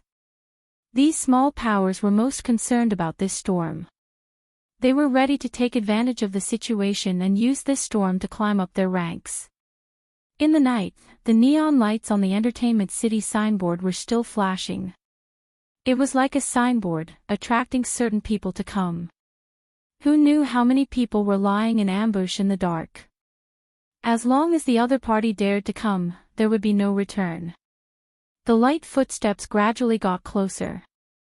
The spies in the dark tensed up their nerves and looked in the direction of the footsteps. That's strange. There were only 2 people. There wasn't a large group like they had imagined. But no one dared to let down their guard. Who knew if a large group of enemies would appear from any corner and catch them unprepared? These 2 people didn't seem to be afraid at all. It made people wonder if they were pleasure seekers who had gone the wrong way. But when the 2 got closer, no one doubted them anymore. They weren't pleasure seekers, but revenge seekers. But in the spies' eyes, it was more appropriate to say that they were death seekers. They recognized Lin Hu. As for Tang Jing, they automatically ignored him. They thought that he was Lin Hu's underling. Stop! A few spies appeared and stopped the 2 of them. Lin Hu was not afraid at all. Although one of his arms was wrapped in bandages around his neck, he was still full of vigor, putting on the posture of a big shot. Didn't Ah Fei want to see me? I'm here. Lin Hu said indifferently. You really aren't afraid of death. You actually dared to come. Hoodlum used my brother to threaten me, so of course I would come. For my brother, what is there to be afraid of? Lin Hu's aura was like a rainbow, causing the other party to shiver. Brother Fei has been waiting for you for a long time, let's go. The two of them were brought into the entertainment city under the watchful eyes of many. The entertainment city was brightly lit and filled with hundreds of underlings. The halls and aisles were all filled with people. The two of them were truly insignificant, like a drop in the ocean. It was as if as long as Hoodlum gave the order, the two of them would be drowned in the sea of people, their heads separated from their bodies. Hoodlum sat boldly in the center of the hall, surrounded by his subordinates. He stared at the newcomer with an unfriendly expression. Two people were kneeling in front of Hoodlum. These two people were forced to kneel and were battered and exhausted. Their bodies were stained with blood and their expressions were dispirited. However, when they looked at Hoodlum, their eyes were filled with boundless flames, flames of fury.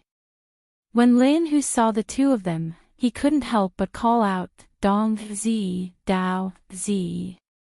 The two of them trembled and tried to turn around with difficulty, but they were firmly held down and couldn't move. In addition to being moved, the two of them were more anxious and frightened. They shouted, Brother Hu, quickly leave, you shouldn't have come, you shouldn't have risked your life for us. Hi hey, you're loyal. This is truly a good show. It's almost time for the 8:00 TV show. Hoodlum clapped his hands as he jokingly said. Hoodlum, if you have the guts then kill us. Using us to threaten Brother Tiger, what kind of hero are you? Dong Zi angrily roared.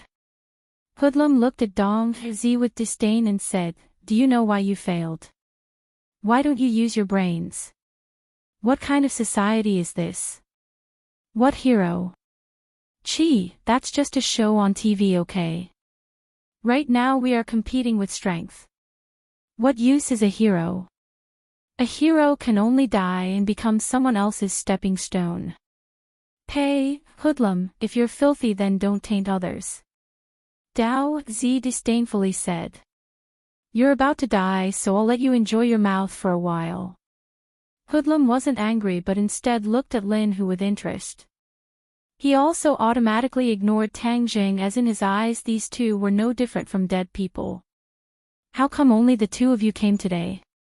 Could it be that the other little brothers are scared and don't dare to come? Hoodlum mockingly asked. To deal with you, two people are enough. Lin Hu coldly said. Oh, shameless boasting. Lin Hu, your ability isn't great but your tone isn't small. But this battle can't be won by just relying on your mouth. You have to rely on your fists. Rely on this. Hoodlum touched his chest and a gun appeared in his hand. It was Lin Hu's gun from before. Lin Hu's pupils shrunk as he was a bit alarmed. But seeing Tang Zhang's expression not change he slightly relaxed his anxious heart. Say it, how do you want to die and see if I'm satisfied? Hoodlum pointed the gun at Lin Hu and asked. Hoodlum, let my brothers go first and then we can talk. Hoodlum shook his head, catch them and then let them go. Do you think I'm so bored that my balls hurt? Since these two people are your trusted aides then I will let them accompany you on the road to the Yellow Springs. Otherwise you'll be lonely. See how good I am to you, haha. Haha, the others also began to laugh loudly. Brother Hu, we're not afraid of death. Our heads will be as big as a bull scar. 18 years later we'll be a hero again. At that time we'll find him for revenge. But I doubt he'll be able to live for 18 years. Dong Zi passionately said. Dao Zi continued to say, right, even if we can't kill you Hoodlum, someone else will. Hoodlum's expression turned cold as he turned the gun and pointed it at Dong Zi. Since you want to die, I won't help you. I want you to watch how I kill your boss and then send you down to accompany him. You scoundrel! Dong Zi roared. Lin Hu, if you have any last words then quickly say them. Otherwise I'll make my move. Hoodlum said. You should think of your own last words first. Otherwise you won't have the chance to say them later. Lin Hu retorted. Hoodlum shook his head. Since you're so stubborn, then I'll fulfill your wish. Just as he was about to order his subordinates to make their move, Tang Jing walked out and blocked in front of Lin Hu as he stared at Hoodlum. Tang Zhang had been silently observing Hoodlum. There was only one word, arrogant and despotic. But in the ordinary balance world, he indeed had the qualifications to be arrogant and despotic. He was a 5th grade refining body. Tang Jing used to fear him, but now he didn't even place him in his eyes. Hoodlum didn't seem to care about Tang Jing, who suddenly stood out and said, Lin Hu, are you going to hide behind your little brother again? Tang Jing's voice rang out, Hoodlum, who ordered you to send people to kill Tang Jing? Tang Jing. Hoodlum was shocked and couldn't help but sit up straight. This matter was very secretive and only a few people knew about it. But those people were either dead or crazy, so how did this little brat know? Hoodlum's eyes gradually narrowed as he stared at Tang Jing as if he wanted to see through him, but in the end it was futile. Who are you? Hoodlum asked with killing intent. Tang Jing. It's you. Hoodlum was really shocked. Wasn't Tang Jing a high school student? How did he get mixed up with Lin Hu? But the other question in his heart was immediately answered as his eyes lit up and he said, Lin Hu, you still don't want to admit that you were the one who killed Scarface's people? Hang, so you were mixed up with this little brat. Lin Hu's face was blank. Tang Zheng's heart moved as he guessed that Hoodlum must have thought that Scarface was killed by Lin Hu and didn't think that it was done by ghosts. But this was no longer important as he wanted to find out who was the mastermind behind the scenes. Tell me who is the mastermind behind the scenes and you will die a quick death today. Tang Jing said. Hoodlum gave a loud laugh. Little brat, have you been scared silly? You actually dare to say such big words. Fine, in any case I still wanted to find you. Since you voluntarily delivered yourself to me, then I don't need to go through the trouble. Today I will deal with all of you and none of you will be able to leave this place. Tang Jing shook his head as Hoodlum's mouth was very stubborn. It seems that he would have to pry it open later. There was no longer any possibility for the two sides to talk as the atmosphere became oppressive, as if a great battle was about to break out. Hoodlum's eyes turned cold as he loudly shouted, Attack! Shwa! The lackeys from all directions pulled out their gleaming machetes and aimed them at Tang Jing and Lin Hu at the same time. Tang Zheng's eyes trembled as he said in a low voice, Little tiger, follow me closely. Yes, young Master Tang. Tang Jing moved. Before the others could move, he had already taken a large step forward and charged at Hoodlum like a fierce tiger. The two were separated by 5 meters, but in the next second he was only 1 meter away from Hoodlum. To capture bandits, one must first capture the ringleader. Tang Jing wanted to take advantage of Hoodlum's underestimation of his opponent to instantly control him so that he would not be defeated in this battle. Lin Hu clenched his teeth as he followed Tang Jing. He held his knife with one hand and protected Tang Jing's back. Ping ping ping ping, metal clashed as sparks flew. He completely blocked the attacks coming from all directions. Although he was injured, he still had an absolute advantage when facing ordinary little brothers. Hoodlum's pupils constricted as he never would have thought that this unassuming high school student would be an expert. Just these few simple steps caused his heart to tense up. However, he did not believe that his opponent would be able to defeat him. After all, there was a difference in age. Hoodlum did not move as he calmly sat on the fishing platform. His finger lightly pulled the trigger. Pang! A muffled gunshot rang out as Tang Jing slid to the left. The bullet whizzed past and hit one of the little brothers beside him. His speed was not faster than the bullet, but his reaction was faster than Hoodlum's. In the instant that Hoodlum was about to pull the trigger, he dodged.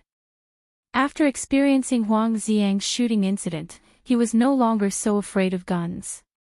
As long as he was within close range, guns would not be able to threaten him. With a slip of his feet, Tang Zheng had already arrived in front of Hoodlum, giving him no time to fire a second shot.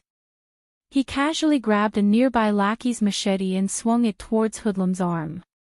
Hoodlum pulled his arm back. Shwa! The machete fell and chopped at the gun barrel, splitting it into two. Hoodlum's heart turned cold. When an expert made a move, he could see the depth of the attack with a single glance. He clearly understood how terrifying the power behind that attack was. A gun was not made of wood but steel. The machete was clearly not a top-notch machete, yet it was able to slice through the gun barrel with a smooth cut. Hoodlum believed that he could do the same, but he would not be able to do it as easily as Tang Zheng. He finally felt a fatal threat.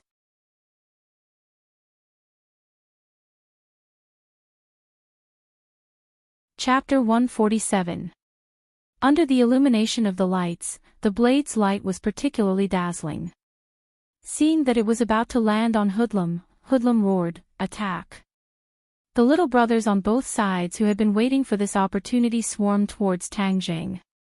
Carrot oh carrot, carrot oh carrot, Tang Zheng flicked his wrist, shwa shwa shwa, the blade's light flashed and in an instant, the people at the front were chopped to the ground, blood splattering everywhere. Tang Zheng didn't even blink. If he were to be soft-hearted at this time, he would be seeking his own death. Hoodlum took advantage of this short moment to retreat, dodging Tang Zheng's attack. He roared in anger, "Kill, I'll chop them to death. Kill!" Shouts shook the heavens. Tang Zheng and Lin who were immediately surrounded by the crowd. Tang Zheng's gaze locked onto the distant Hoodlum. His opponent was too cunning, actually dodging his sure-kill attack. The tide of people made it difficult for the two to move. They could only face the attacks coming from all directions. "Young Master Tang, don't worry about me. Go and catch Hoodlum." Lin Hu anxiously roared. "Can you hold on?" Facing the tide of attacks, if Tang Zheng left, Lin Hu would be in danger. "I won't die yet. As long as you catch Hoodlum, their attacks will collapse." Tang Zheng looked at Hoodlum who was hiding behind the crowd and gritted his teeth. "Okay, then you be careful." He chopped down the enemy in front of him and then leapt up. He flew over the crowd like a great rock spreading its wings and pouncing towards Hoodlum. F***ck. You can't even block this. Seeing this, De Fei's heart trembled. "Stop him." Blades glittering with cold light flew towards Tang Zheng's legs. Tang Zheng stepped on top of the crowd's heads. Ping ping ping ping, many of the weapons were kicked away by him. Hoodlum's pupils shrank. He was an expert in using his legs. Seeing that Tang Zheng's leg techniques were not weak, he was overwhelmed with shock. How could this brat be so powerful? He had never heard of such a fierce person before. Seeing that Tang Zheng had already passed through the crowd and was right in front of him, Hoodlum knew that there was no way to dodge. He stepped forward bravely and ruthlessly lashed out at Tang Zheng. It was really like a whip dancing in the air. The sound of breaking air was loud and terrifying. Tang Zheng looked down from above and raised his leg to meet the other party.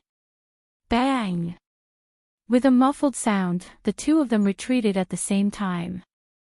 Hoodlum retreated to the wall before stopping, while Tang Zheng only retreated a little before his foot landed on the head of one of them. Tang Zheng then took advantage of the momentum and charged forward again, throwing out the machete in his hand. Whoosh! The machete shot towards Hoodlum like a dart. Hoodlum was overwhelmed with shock and hurriedly pulled over a subordinate beside him. Puff! The machete actually pierced through his body and into his subordinate's body. The subordinate spat out a mouthful of blood and looked at the trembling machete in his chest in disbelief. Brother Fei, you. The subordinate turned his head with difficulty, but Hoodlum didn't even look at him. He tossed the subordinate aside and attacked Tang Zheng who had already landed on the ground. A move capable of sweeping away 1,000 armies. Pang! Tang Jing took this attack head-on. Hoodlum couldn't help but be delighted. This move of his had taken down many enemies. It was as heavy as 1,000 caddies and could almost instantly break a person's leg. But in the next second, he watched in horror as Tang Jing's body only swayed a little before he actually stood there unscathed. Hoodlum knew that the situation wasn't good, but he didn't retreat. Instead, he launched a series of attacks with his legs. His legs were densely packed, as if he wanted to completely envelop Tang Jing. Tang Jing also made his move, his hands flying as he used the Heaven Gathering hand. Hoodlum was not worthy of him using the Heaven Gathering Immortal. Once the Heaven Gathering hand was used, the sky was filled with hand shadows, one by one blocking the opponent's chain kicks. With a muffled sound, Hoodlum's leg took Tang Jing's attack. His entire leg was abnormally sore and he couldn't muster any strength. Fuck, this brat's strength is too great. Hoodlum cursed inwardly. Before he could react, Tang Jing attacked again. This time, his attacks were even more ferocious and had an unstoppable momentum. Hoodlum retreated, retreating again and again until he couldn't retreat anymore. Tang Jing continued to advance until he forced Hoodlum into a corner. Suddenly, a blood-curdling scream rang out. Tang Jing couldn't help but turn his head to look. He saw that Lin, who had already been completely surrounded and was covered in blood. Hoodlum suddenly had an idea. He took the opportunity to quickly flee to the side. He already understood that he wasn't Tang Jing's opponent, and his heart was incomparably shocked. Tang Jing had been watching Hoodlum from the corner of his eyes. Seeing that Hoodlum wanted to escape, he couldn't care less about Lin Hu. He had to capture Hoodlum. Stop! Tang Jing roared, and arrived like a flash of lightning. Hoodlum heard the sound of the wind behind him, but he still didn't dare to stop. The lackeys on both sides were completely unable to block Tang Jing. Wherever Tang Jing passed, people would be thrown off their feet. Seeing that the opponent was already behind him, Hoodlum had no choice but to counterattack with a move of the Divine Dragon Tail. Suddenly, his body trembled. His leg was caught by Tang Jing. Hoodlum cursed inwardly. With a cracking sound, the pain instantly spread to his nerve endings, causing him to involuntarily cry out in pain. His scream was very miserable.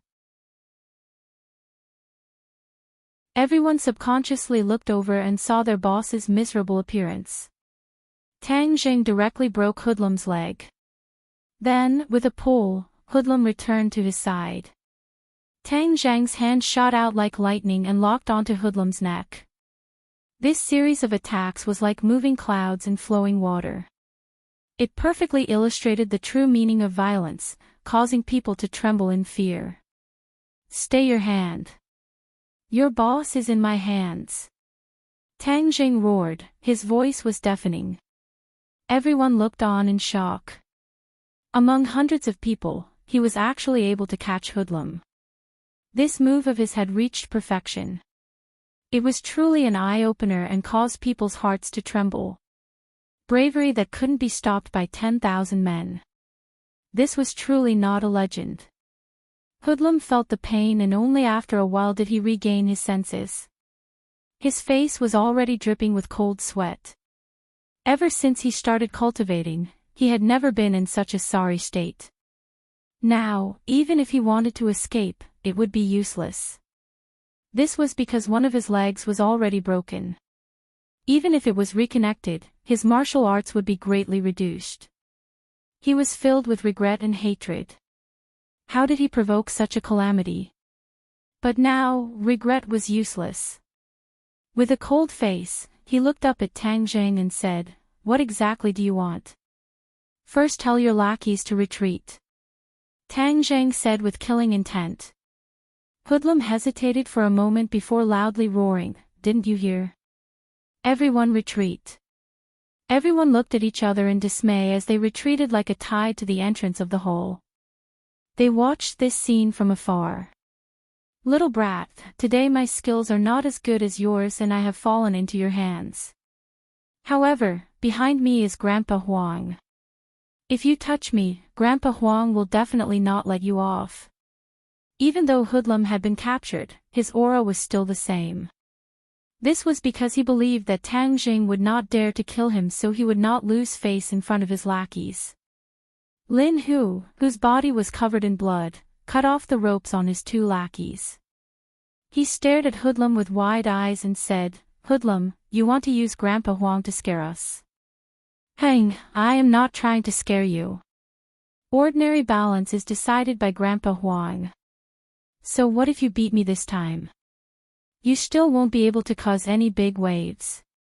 Grandpa Huang's one word is enough to make you die without a burial ground," Hoodlum said with disdain. Tang Jing revealed a cold smile. "It seems that in your eyes, Huang Si is no different from a deity. Let me tell you, he is nothing in my eyes. I will also clearly tell you that since I dared to make a move against you, I have no intention of shaking hands with him."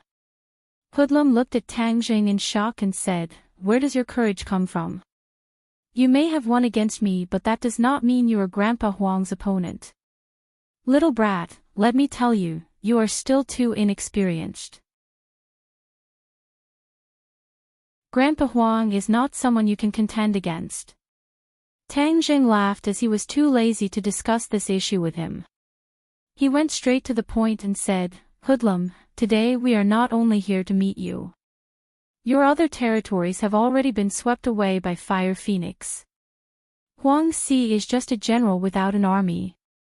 Tell me, what kind of waves can he cause?" "What?" Hoodlum's face turned pale as he had made a mistake. He did not even consider that Fire Phoenix would jump out and sweep away his territory. "This slut, I have not dealt with her for so many years and she actually bites back at me." Lin Hu said, "Hoodlum, you and I both know who killed Fire Phoenix's husband. If she doesn't go against you, who would she go against?" Hoodlum's face suddenly changed as he hatefully said, "It seems like she already knew about what happened that year. I have always said that I wanted to get rid of this slut, but Grandpa Huang said that a woman was not a cause for concern. I never would have thought that today would come." Tang Zhang and Lin Hu looked at each other. It seems like their guess was not wrong. Fire Phoenix's husband really was killed by Huang Si. Sooner or later you will have to pay for what you did. What else do you have to say? I have nothing to say. Just wait for Grandpa Huang's anger. With a single order from him, you will become the enemy of ordinary balance. You will all die without a burial ground," Hoodlum said as he gnashed his teeth. Tang Jing asked without batting an eyelid, "Then is this your dying declaration? What, you really dare to kill me?" Hoodlum was overwhelmed with shock. Lin Hu laughed, "Ha, did you think we were joking? Young Master Tang's words carry enormous weight. If he says you will die, then you will not live past tonight. If I die, then you will all be buried with me." Hoodlum's eyes flashed with panic. He had always been so unyielding because he believed that the other side did not dare to kill him. As long as they killed him, then they could only fight to the death with Huang Si. He did not think that the other side would be so determined. This was not something he could understand. Tang Jing coldly laughed, "Then you just wait and see who will be buried with you. Lin Hu, let's go." Under the watchful eyes of everyone, of course they would not kill him. Moreover, Hoodlum had so many little brothers. If Hoodlum died, then who knew if these people would go crazy and attack him? Thus, they needed this hostage. Tang Jing escorted Hoodlum with Lin Hu and the other 2 following behind him as they walked towards the door. The crowd was stirred up as they were eager to give it a try. "Your boss is in my hands. If he dares to make a move, I will kill him," Tang Zhang said with killing intent. Everyone was afraid of attacking the rat for fear of breaking the vases. They all looked towards Hoodlum, hoping that he would give them an order. However, they saw Hoodlum's panicked expression. He opened his mouth wanting to shout, but nothing came out. Tang Zheng had already used his qi to seal his throat, so how could he shout? Thus, under the watchful eyes of the crowd, the few of them walked out of the hall. The hundreds of people did not dare to act blindly without thinking. Lin Hu and the other two held their heads high and stuck out their chests. Ordinary balance had never had this kind of battle before. This battle would undoubtedly spread throughout the ordinary balance and become a hot-blooded story for the future generations. After all, winning with fewer people was something that the children of Jianghu loved the most. The few of them had just walked out of the entertainment city when they saw a large group of people rushing towards them.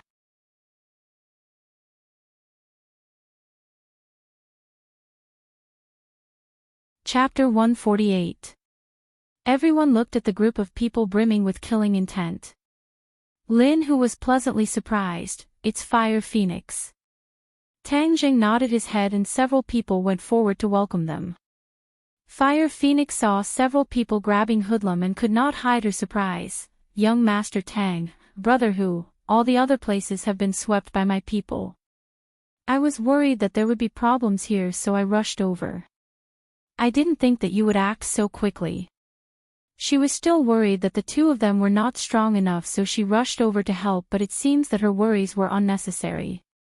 Looking at the battered and exhausted Hoodlum, Fire Phoenix let out a sigh of relief and asked, Young Master Tang, what do we do now? Tang Zheng turned his head to look at the entertainment city and lightly said, Sweep this place as well. Good, brothers, let's move and sweep this place. Kill. Fire Phoenix angrily roared as the people behind her charged towards the entertainment city like a tide. Not only were these people men, but there was also an army of women. They were even more ferocious than the men and were especially eye-catching. Tang Zheng could not help but take a few more glances. Hoodlum's subordinates were already in a state of panic. Seeing so many people charging at them, even though they had the advantage in numbers, they could only cover their heads and flee like rats. This was what it meant when the backbone of a team fell. The team would not be able to withstand a single blow. Hoodlum, look at your people. They are like stray dogs. What can Huang Si use to fight me? Tang Jing jokingly said. Hoodlum's eyes were spitting fire, but he was powerless. Let's go. We need to properly entertain him. Tang Zheng carried Hoodlum into the car. He still had not figured out who sent Hoodlum to kill him, so of course he would not kill Hoodlum so quickly. Young Master Tang, I'll go with you. Fire Phoenix caught up. Tang Zheng nodded his head and several people got into the car. They arrived at a remote old house and Tang Zheng threw Hoodlum heavily onto the ground. Hoodlum let out a pitiful cry as he was finally able to speak. However, one of his legs was twisted and he was unable to stand. He could only lie on the ground in a sorry state. Hoodlum, before you die, let me ask you a question. Who sent you to kill me? Tang Zheng asked. I won't tell you. But as long as I die, you definitely won't have an easy time. The police will come looking for you. You took me away in front of everyone. You can't get away with it, Hoodlum thought for a while and finally came up with a plan. He was gambling on his last chance of survival. Dong Zi patted his chest and volunteered, Young Master Tang, as long as you can kill him, I'll take the blame. Dong Zi, don't fight with me, I'll take the blame. From now on, Dao Zi's name will be big. After killing Hoodlum, there will still be people who will remember me decades later. Dao Zi took a step forward and said. This is none of your business. Lin Hu angrily said, Hoodlum, since you want to kill me, then I will kill you. If the police come looking for me, I will accept it. As long as I can cut off Huang Si's arm, then it will be worth it. Hoodlum looked at the several people in panic. These people really didn't fear death and were willing to take the blame. What are you all arguing about? Who said you were going to take the blame? Tang Zheng coldly glanced at the several people, causing them to immediately shut up. Tang Zhang was careless and didn't think of this point. He only wanted to get rid of Hoodlum but didn't think that this would attract the police's attention. However, Hoodlum couldn't be left alive, otherwise there would be no end of trouble. Fire Phoenix looked at Wolf and suggested, "Young Master Tang, we definitely can't leave any evidence for the police to use against us. Tonight's operation was so big that no one died, so it is still within our control. If someone really died and it was Hoodlum, then the police will definitely investigate. For a murder case, the police definitely wouldn't ignore it. Especially when it was a fight in the underworld. As long as someone died, the police would definitely investigate to the end. This had always been the rule and was also a red line. As long as this red line was crossed, then the police would intervene. Lin Hu and Fire Phoenix were well aware of this principle. Only a layman like Tang Jing didn't know. So it's fine as long as we leave him alive. Tang Jing asked in a deep voice. Fire Phoenix shook her head and said, "Young Master Tang, if he doesn't die and the police ask him, then it will be troublesome. Moreover, if he doesn't die, then he will think of ways to get revenge. Being remembered by him is not a good thing." Hoodlum's eyes were about to split open as he angrily stared at Fire Phoenix. His last hope of survival had been extinguished. "Fire Phoenix, you slut. If you don't see me die, then you won't be satisfied." Fire Phoenix stared at him and said, "If you don't die, then of course I won't be satisfied. That year when my husband died, do you dare say you had nothing to do with it? Hang, I regret not getting rid of you that year. That's why you have today. It's too late to regret.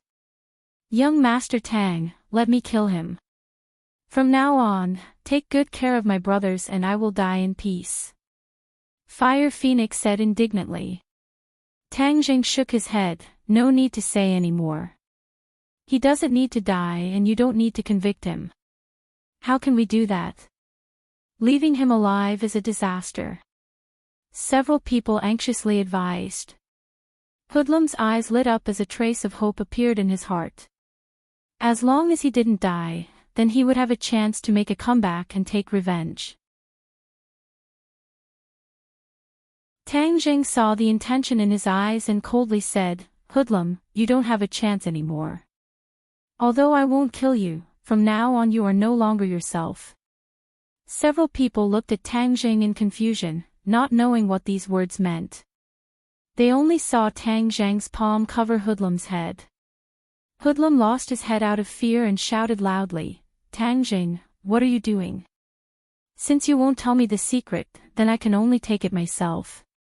Tang Jing used his soul-searching technique and Hoodlum's shouts came to an abrupt end. His eyes stared blankly and gradually became sluggish. The others looked at this scene in shock, not knowing what had happened. After a while, Tang Jing released his hand and Hoodlum was dumbstruck, not reacting in the slightest. "Young Master Tang, what happened to him?" Fire Phoenix asked in shock. "He turned into an idiot. This way he won't be able to take revenge and won't cause trouble for the police." Fire Phoenix's heart trembled as she had underestimated Tang Jing. She didn't think that he would have such a method. Lin Hu hatefully said, "This is simply letting him off too easily. But this is also the best outcome. Throw him outside Huang Xi's house and see how that old dog reacts." Tang Jing ordered. Lin Hu's eyes lit up. "Right, Huang Xi's expression will definitely be wonderful when he sees him. His proudest disciple, his personal chosen representative, has turned into an idiot. Haha, this is simply a joke." Tang Jing wasn't happy as he was shocked by the secret in Hoodlum's mind. The mastermind behind all of this was actually Song Donghua. Speaking of which, he didn't have any deep enmity with Song Donghua as he was only pretending to be Lu Qingmei's boyfriend. He didn't think that Song Donghua would hold a grudge and actually want his life. "Lu Qingmei, I'm afraid you didn't think that pulling me to put out the fire would almost push me into a fire pit." Tang Jing mocked himself as if he didn't use the soul-searching technique to obtain this information, he would also find it hard to believe. "Song Donghua, I have no enmity with you. Since you want to kill me, I won't let you off so easily.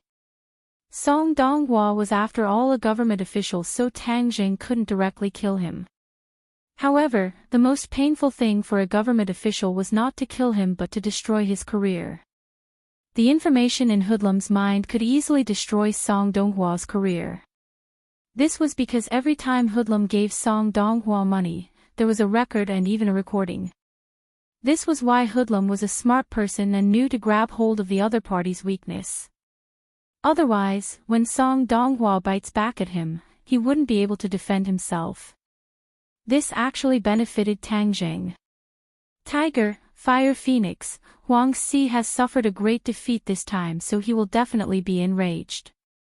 Therefore, the two of you better take care of yourselves. It would be best if you don't go out during this period of time. I will find some time to meet with Huang Si. Once I settle everything, you two can then show off your skills. Tang Jing warned. Young Master Tang, when are you going to deal with Huang Si? I will go with you. He killed my husband, so I want to personally kill him and avenge my husband. Fire Phoenix hatefully said. Dealing with Huang Si, it would be better for me to go. You two can just wait for my results. Tang Jing did not agree as Huang Si was too powerful. When the time came, he would have to use magic and he did not want others to see it. Seeing that Tang Jing had already made up his mind, the two of them had no other choice but were curious as to what methods Tang Jing would use. After the few of them separated, Tang Jing went to Hoodlum's house. The record and recording were all hidden in a safe. He easily snuck in and found that there was no one in the house. He directly walked in front of the safe, put on the gloves he had prepared and entered the password. With a kachif sound, the safe opened. Tang Jing immediately saw the record and a thumb drive. In addition, there was actually a lot of money in the safe, probably no less than 1 million. Hey, this is really an unexpected harvest. But since I came, I can't go back empty-handed. Tang Jing found a big bag and stuffed the 1 million in cash into it. He then took it home and had a good night's sleep, completely ignoring the chaos in the ordinary balance underworld. Early the next morning, he carried his bag and arrived at school.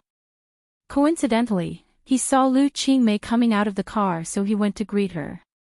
Teacher Lu, good morning. Lu Qingmei raised her head and suspiciously looked at Tang Jing. Did the sun rise from the west? This little brat had always been avoiding her, but this time he actually took the initiative to greet her. Lu Qingmei slightly nodded and said, "What's the matter?" Tang Jing took out a bag from his bag and handed it over to her and said, "Teacher Lu, I have a few things for you." "What is it?" Lu Qingmei was very curious. "Good stuff." Tang Jing mysteriously smiled. "Didn't you want to kick away that annoying fly, Song Donghua? The things in here can do that." As long as Song Donghua's career ended, he would be too embarrassed to continue bothering Lu Qingmei. This blow was definitely more painful than death. Seeing Tang Jing acting so mysteriously and making such a solemn vow, Lu Qingmei's curiosity was piqued. During this period of time, she had been annoyed to death by this stubborn dog skin plaster. Last time's ball did not seem to have dispelled his enthusiasm. She really did not know how this person's skin was so thick. "Where did you get these things?" Lu Qingmei asked. Tang Jing shrugged his shoulders. "I picked them up on the side of the road. I thought they would be useful to you, so I gave them to you." After speaking, he waved his hands and confidently walked towards the classroom. Lu Qingmei stared at him and muttered to herself, "Hey, you're so young yet you dare to act cool in front of me. I want to see what you gave me. If you dare to play tricks on me, I won't forgive you." She opened the bag and saw the account book. After flipping through a few pages, her face changed.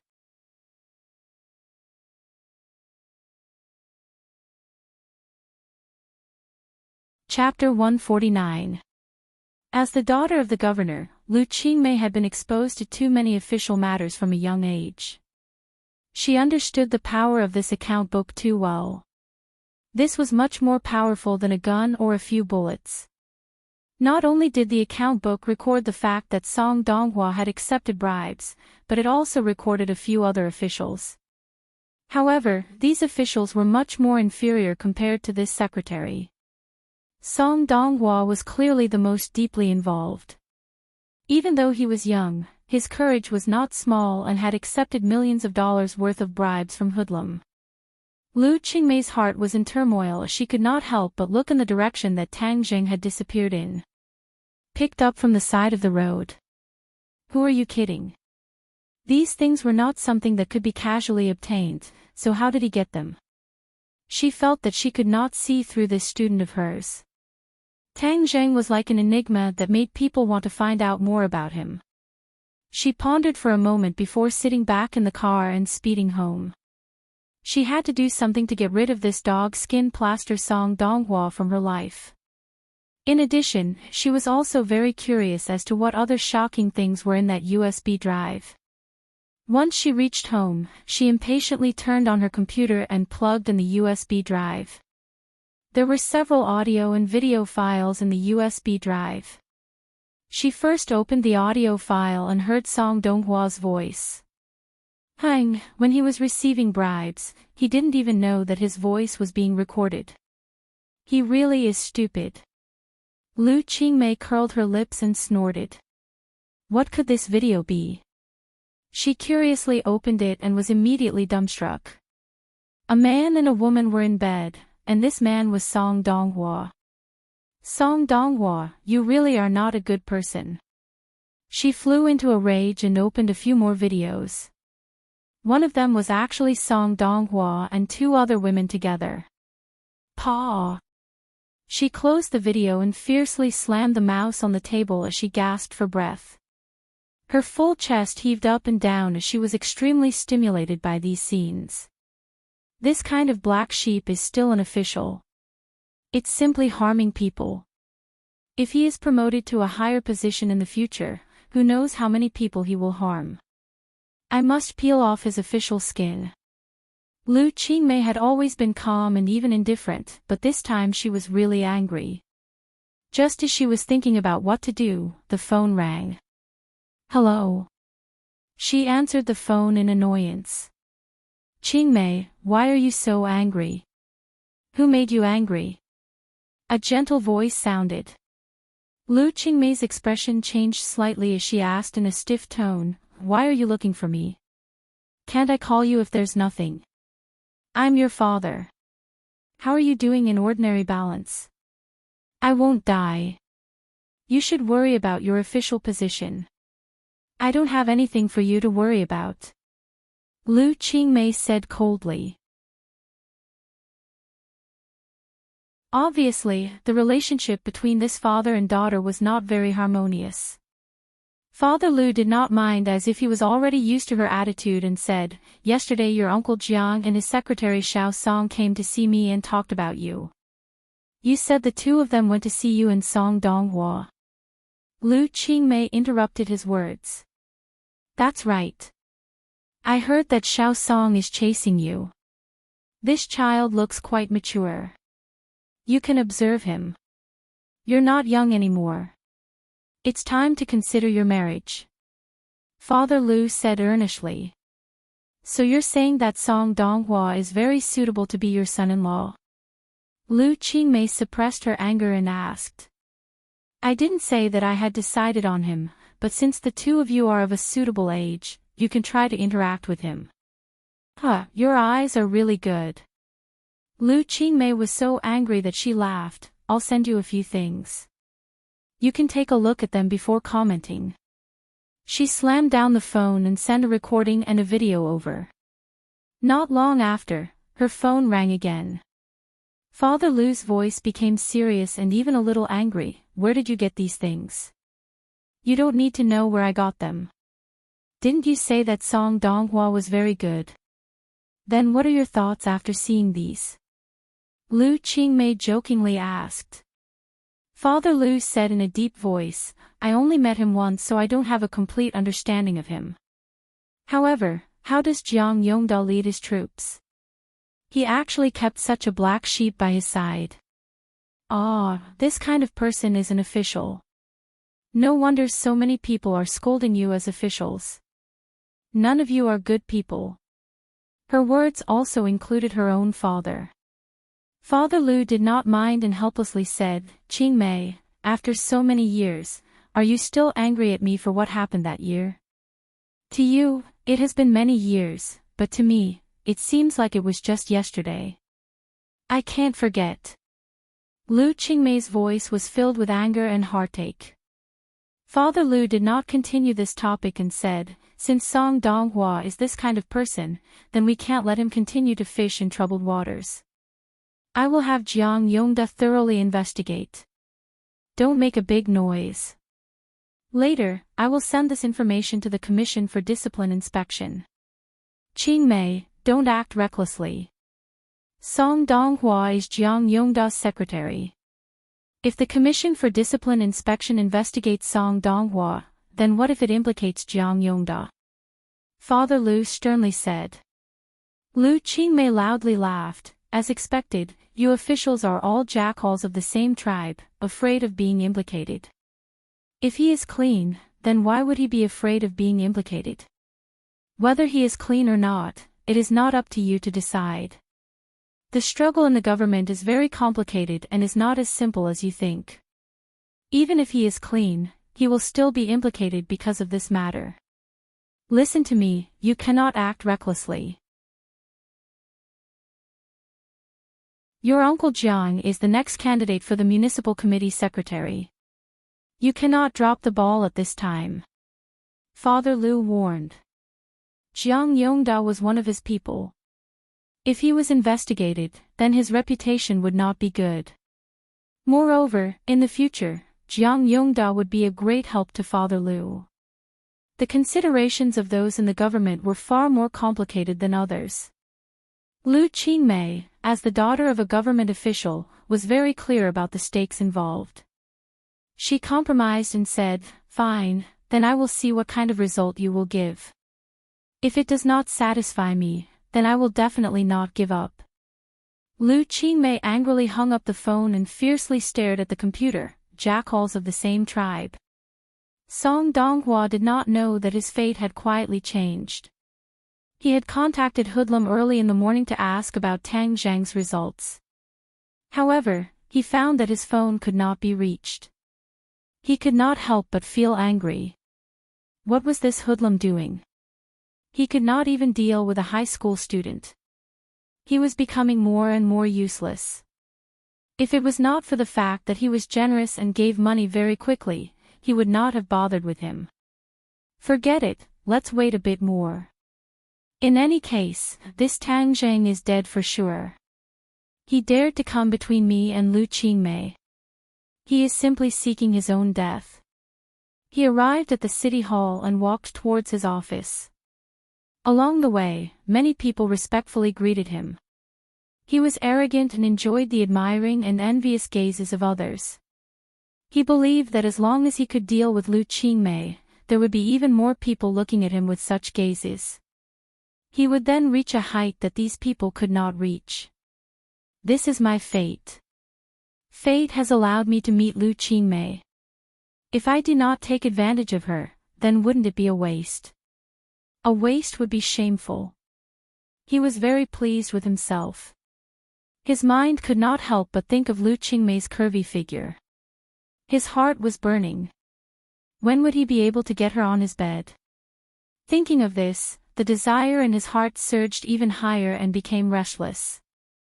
Later, I will ask Hoodlum to arrange another woman for me. Last time, that pair of sisters was truly ecstatic. While thinking, he walked to the door of his office. He tidied up his clothes and returned his face to normal. He then pushed open the door and entered. Boss, you came so early. He saw Mayor Jiang Yongda standing in front of the window, looking out with a serious expression. When Jiang Yongda heard this, he turned around to look at him and said, "Come in with me." Song Donghua was Jiang Yongda's secretary. Their offices were connected. Jiang Yongda's office was inside while Song Donghua's was outside. If an outsider wanted to report to Jiang Yongda, then they would have to wait in the outside office for Song Donghua to report. Song Donghua had already been with Jiang Yongda for 2 years. He was very clear about his boss's temper and habits. Seeing his serious expression, his heart thumped as he guessed, which bastard made boss angry again. Hey, to dare make boss angry, this time they will suffer. He respectfully walked in and gently closed the door. He found that Jiang Yongda had already walked to the front of the office desk and suddenly turned the computer monitor around. He pointed at it and said, "Take a look at what this is." Then he walked to the side as if he did not want to see what was on the computer. Song Donghua curiously walked over and looked at the computer. Just as he looked at it, his face changed and became uglier than a dead person. His body uncontrollably began to tremble. On the screen was a man and 2 women having sex. Wasn't the male lead him? Weren't the female leads the 2 sisters that he was still in love with? Boom! His brain felt as if an atomic bomb had been detonated. He felt dizzy and his legs went soft. With a put-on sound, he knelt on the ground. Jiang Yongda coldly looked at him. This video was sent by his old leader. When he saw it, it was as if he had been fiercely slapped in the face. That feeling was unforgettable. He originally wanted to play matchmaker between Song Donghua and Lu Qingmei. After all, if his secretary was able to climb up this branch, then his future political capital would be stronger. But he never thought that things would turn out like this. He really wanted to slap himself twice. His old leader's voice was very serious, causing his heart to feel uneasy. If his old leader had a problem with him, then his dreams of becoming the secretary of the municipal party committee could no longer be fulfilled. He really wanted to kill Song Donghua. All of this was because of him. Song Donghua felt that his doomsday had arrived. Only after a long time did he come back to his senses. Seeing his boss's ashen face, he hurriedly said, "Boss, this was all set up by others.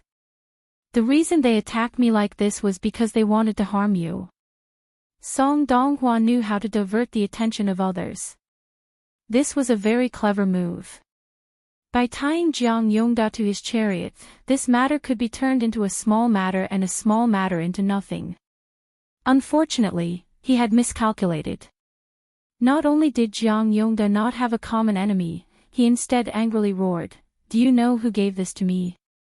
Governor Liu." "What? Governor Liu?" Song Donghua's face was ashen. A few days ago, he thought that he had left a good impression in front of Governor Liu. But today, he saw this. Didn't all of his efforts go to waste?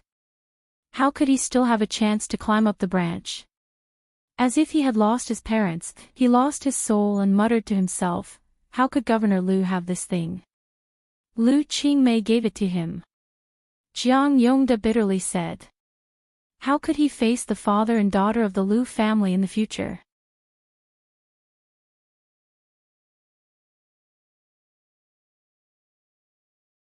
Chapter 150. Song Donghua did not know how he left the office. It was as if he had lost his soul.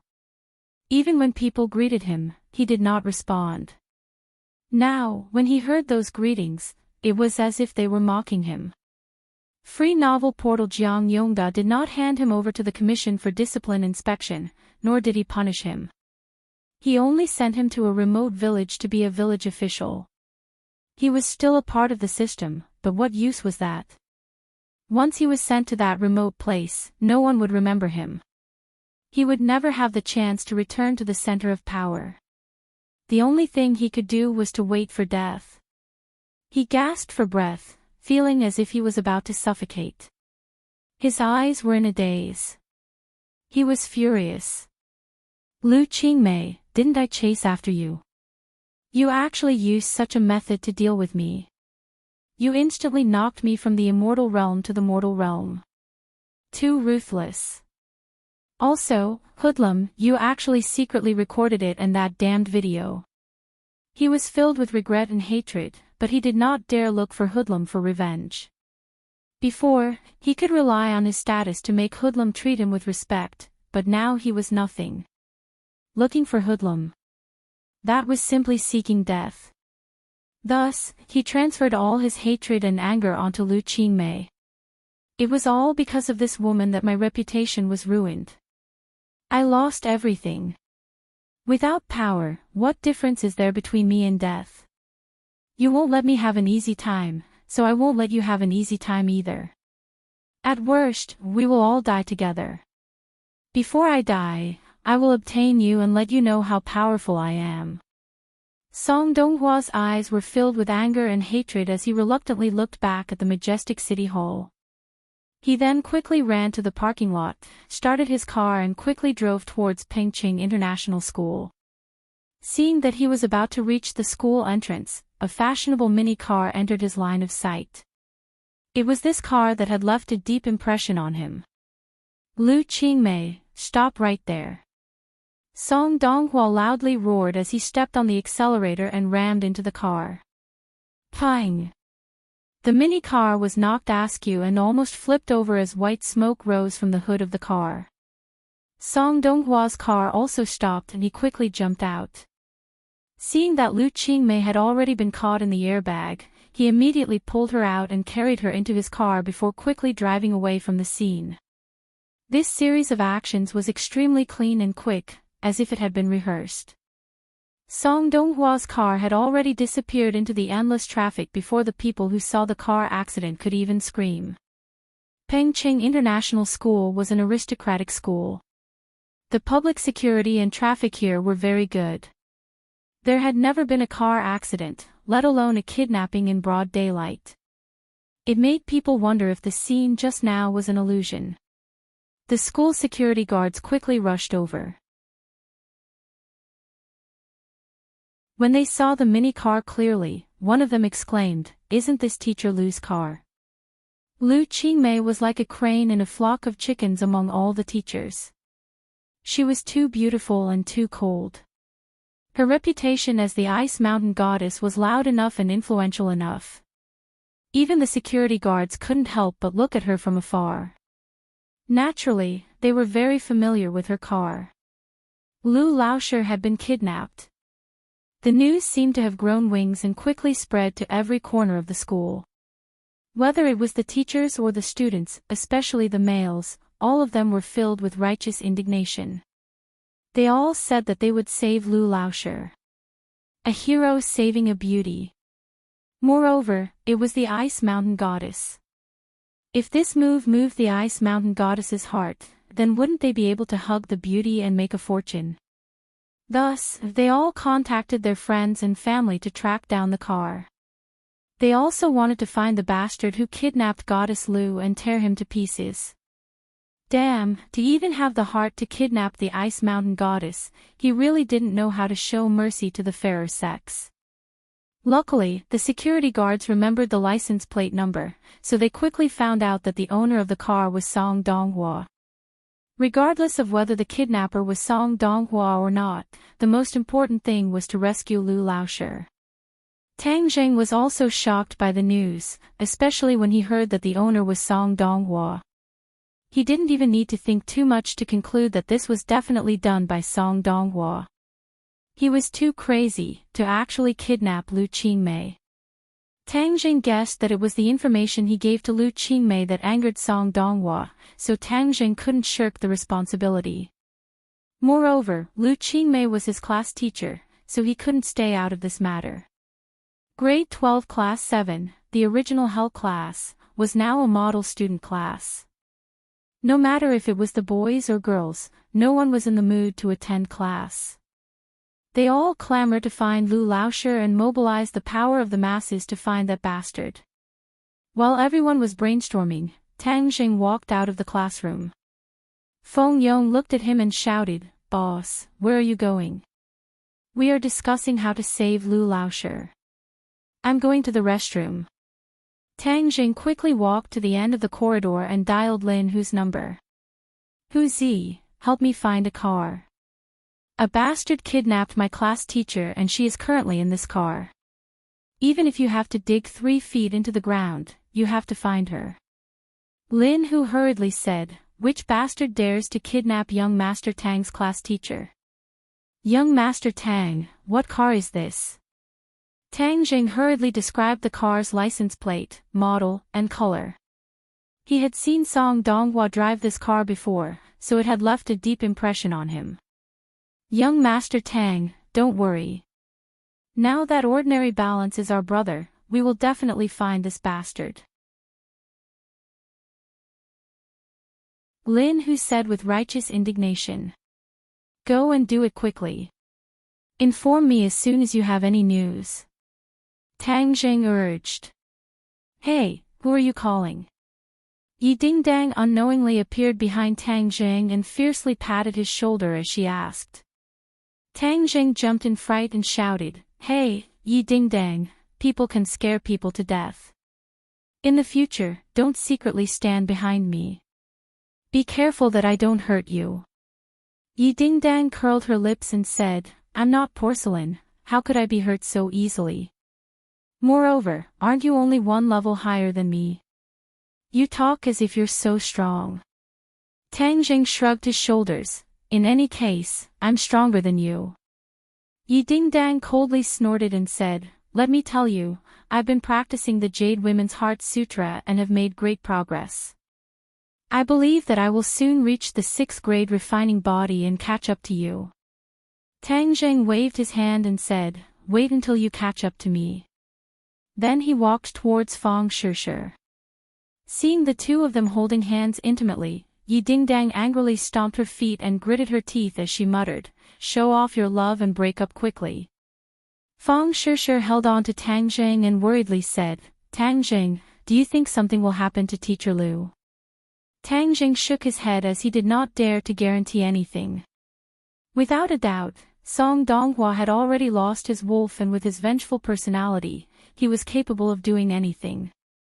If something really happened to Lu Qingmei, Tang Jing would feel very guilty as he had an unavoidable responsibility.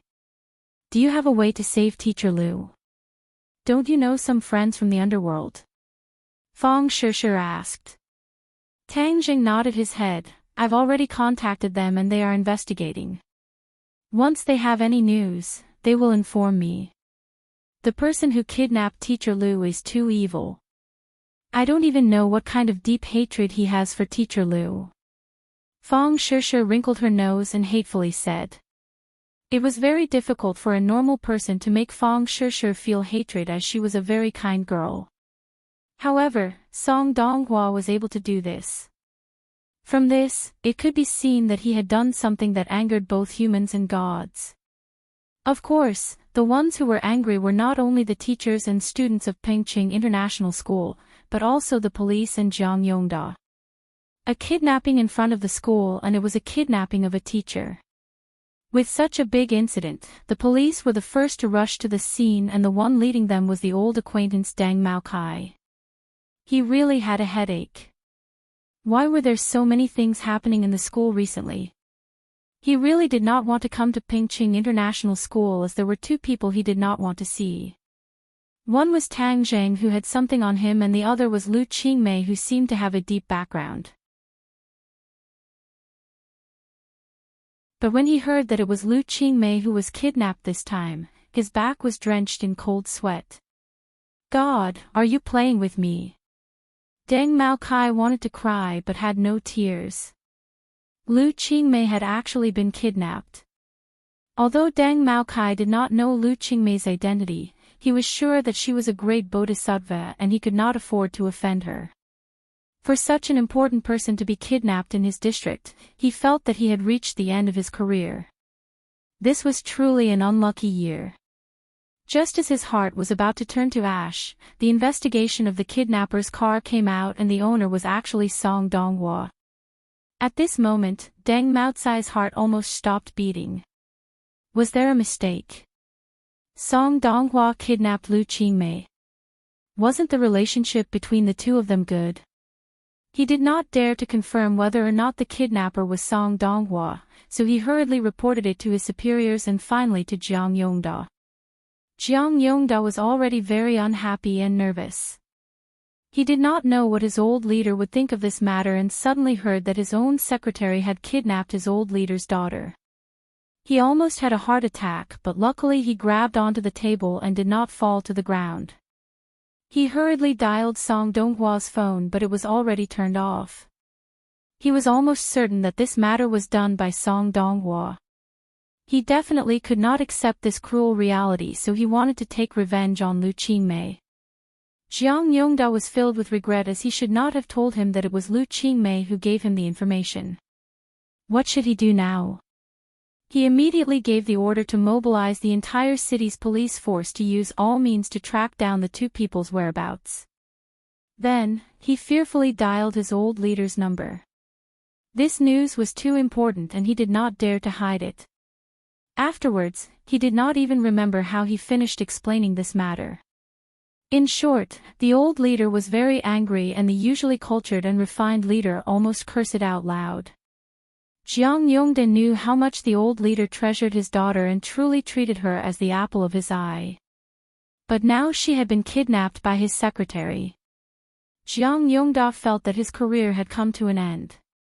Secretary of the Municipal Committee, stop dreaming. But even if he had to retire, he had to rescue Lu Qingmei. Moreover, he had to rescue her unharmed.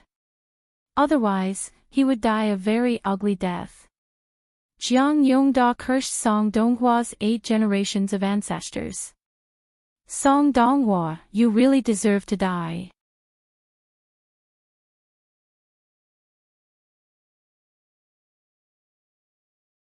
Chapter 151. The Hell class was in an uproar, and no one could suppress their anger. Even when the school leaders came, they didn't care about anything. Everyone stopped attending class and rushed to the streets to look for Lu Qingmei's whereabouts. Sogu, 360, So searched JDXS to download novels for free. Tang Jing also took the opportunity to walk onto the street. Deng Maokai saw Tang Jing from afar and wanted to avoid him, but he realized that Tang Jing had already seen him. He braced himself and walked over with a bitter smile. Long time no see. Tang Jing nodded without batting an eyelid. He didn't have any bad feelings towards Deng Maokai. Although this person wasn't a good person, he knew when to advance and retreat. He knew that Tang Jing had something on him, so he didn't rashly do anything. Seeing that Tang Jing had no intention of chatting, Deng Maokai awkwardly said, "Then you go ahead and do your work. I'll continue to look for Teacher Liu. The entire city's police force has been mobilized. I'm going crazy." Tang Zhang's heart skipped a beat. "Chief Deng, please wait." Deng Maokai embarrassedly asked, "What's the matter?" Tang Jing stared at him with a burning gaze. Deng Maokai was actually a little afraid of his gaze. How could a high school student's gaze be so sharp that it made him want to retreat? However, he did not dare to leave, as the black gauze hat on his head was still in Tang Zhang's hands, but now he was a lot more relaxed, and lightly said, "Tang Jing, in the past we had a bit of a misunderstanding, but that is all in the past. If you have anything you need my help with, then quickly tell me, because I won't be able to be the director for long. This time, such a bad kidnapping case occurred in my area, so I will definitely be held accountable." When Deng Maokai said this, he couldn't help but breathe a sigh of relief. Since his career was going to be over, then the evidence in Tang Zhang's hands was insignificant. When Tang Jing heard that Deng Maokai had actually taken the initiative to offer his help and was even respectful towards him, he had a new idea. He pretended to be mysterious and said, "I'll give you a great merit. I wonder if you dare to accept it." "Great merit?" Deng Maokai smiled bitterly. "What great merit can there be now?" "Save Lu Qingmei." Deng Maokai was stunned. He sucked in a breath of cold air and looked at Tang Jing in disbelief. "What did you say? Don't you want to find her?" You saved her, so you can keep your position, right? Tang Jing asked. Tang Jing had indeed acted on a whim. Hoodlum's efforts to curry favor with Song Donghua had given Tang Jing a great deal of inspiration.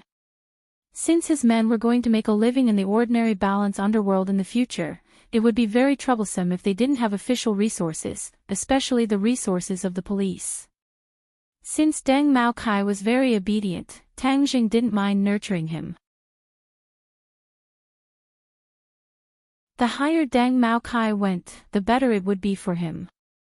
At some point in time, Tang Zheng's consideration of problems had become more comprehensive, and his thinking had gradually moved away from the category of a high school student.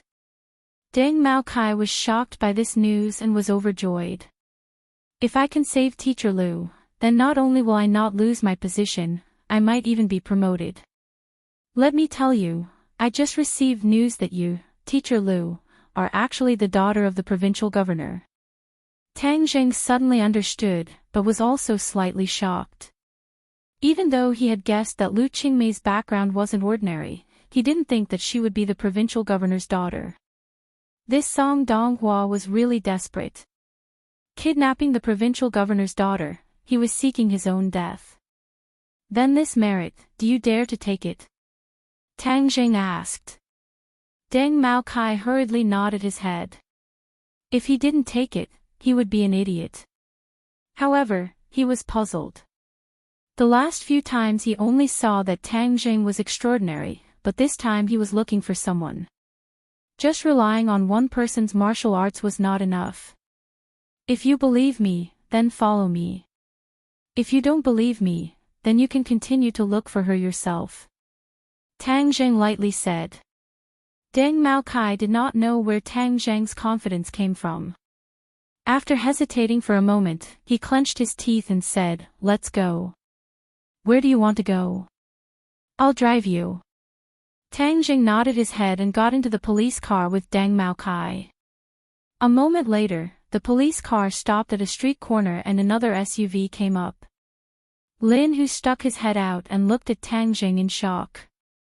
"Young Master Tang, you," Tang Jing waved his hand and said, "Lead the way." Okay. Lin Hu was full of suspicion. He did not know why Tang Jing brought a police officer with him.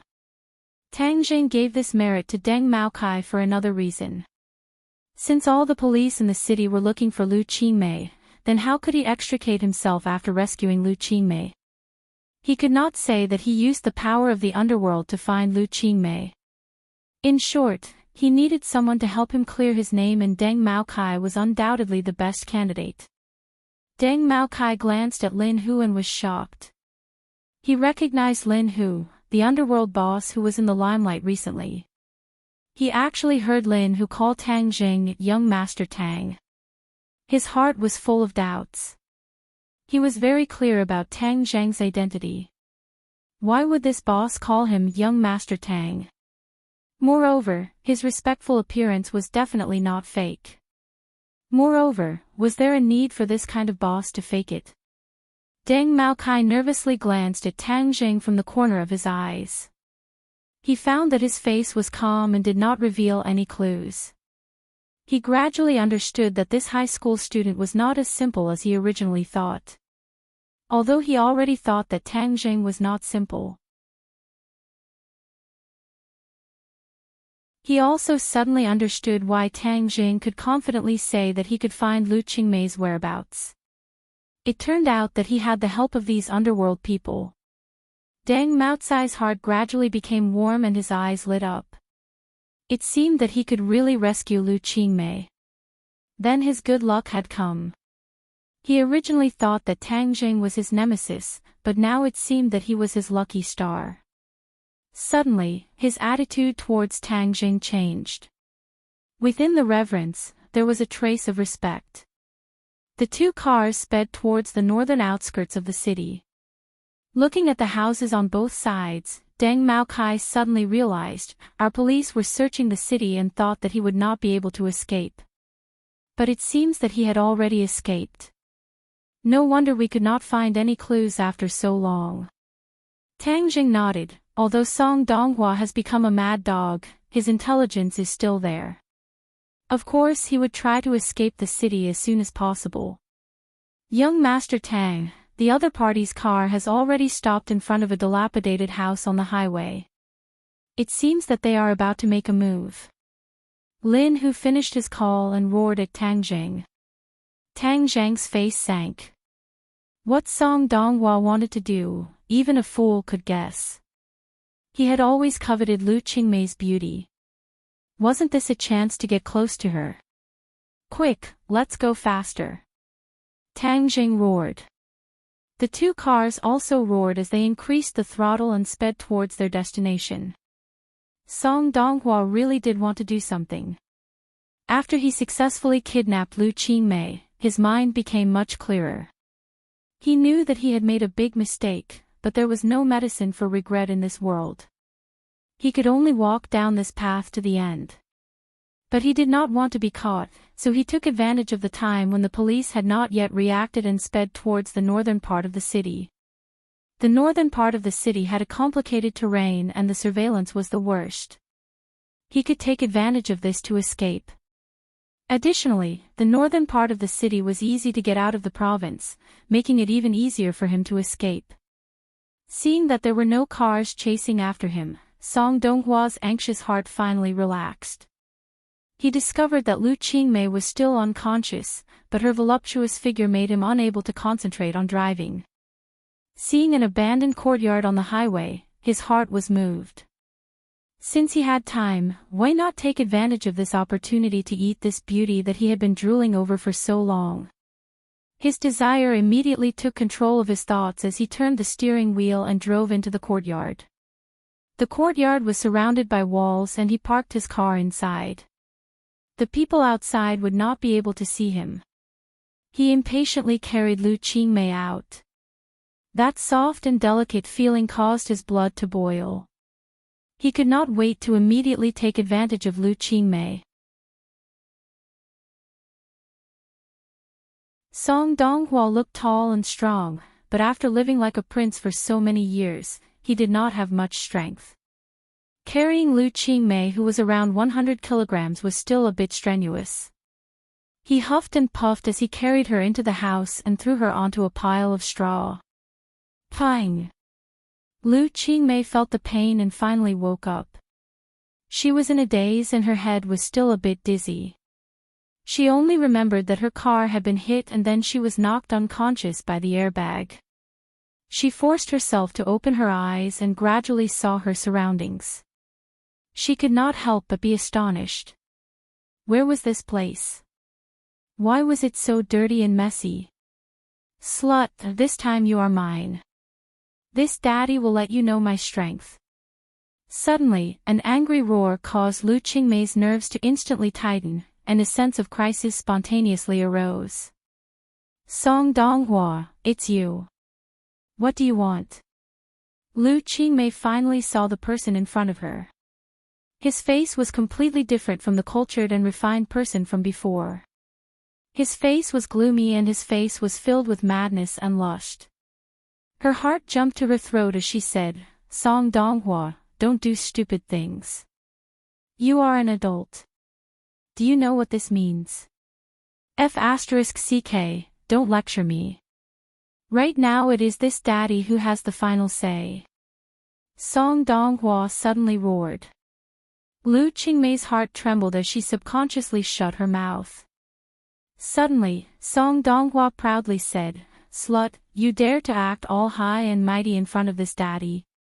I tried so hard to chase you but you did not appreciate it at all. Instead, you got together with your student, Tang Jing. So it turns out you like that kind of brat. You really are a slut. Lu Qingmei raised her eyebrows and angrily said, Song Donghua, don't slander me. There is nothing between me and Tang Jing. But at the same time, she could not help but remember that night when she had intimate contact with Tang Jing. Something had indeed happened between the two. Hang, do you think this daddy will believe you? Although you have already been done by that brat, this daddy does not mind doing it again. I have been waiting for this day for a long time. Song Donghwa's eyes were filled with lust. No, Song Donghua, do you know that this is a crime? Do you want to go to jail? Jail. In any case, I already have nothing. What is the difference between that and jail? Isn't all of this thanks to you?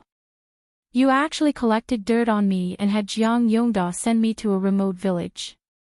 What is the difference between that and killing me? Since you don't want me to have an easy time, then I won't let you have an easy time either. But I will bring you along with me. I can do whatever I want with you and whenever I want with you. You never thought that there would be a day like this, right? You are crazy. Lu Qingmei's face was deathly pale as she looked around. She did not know where she was and she wanted to run, but there was nowhere to run.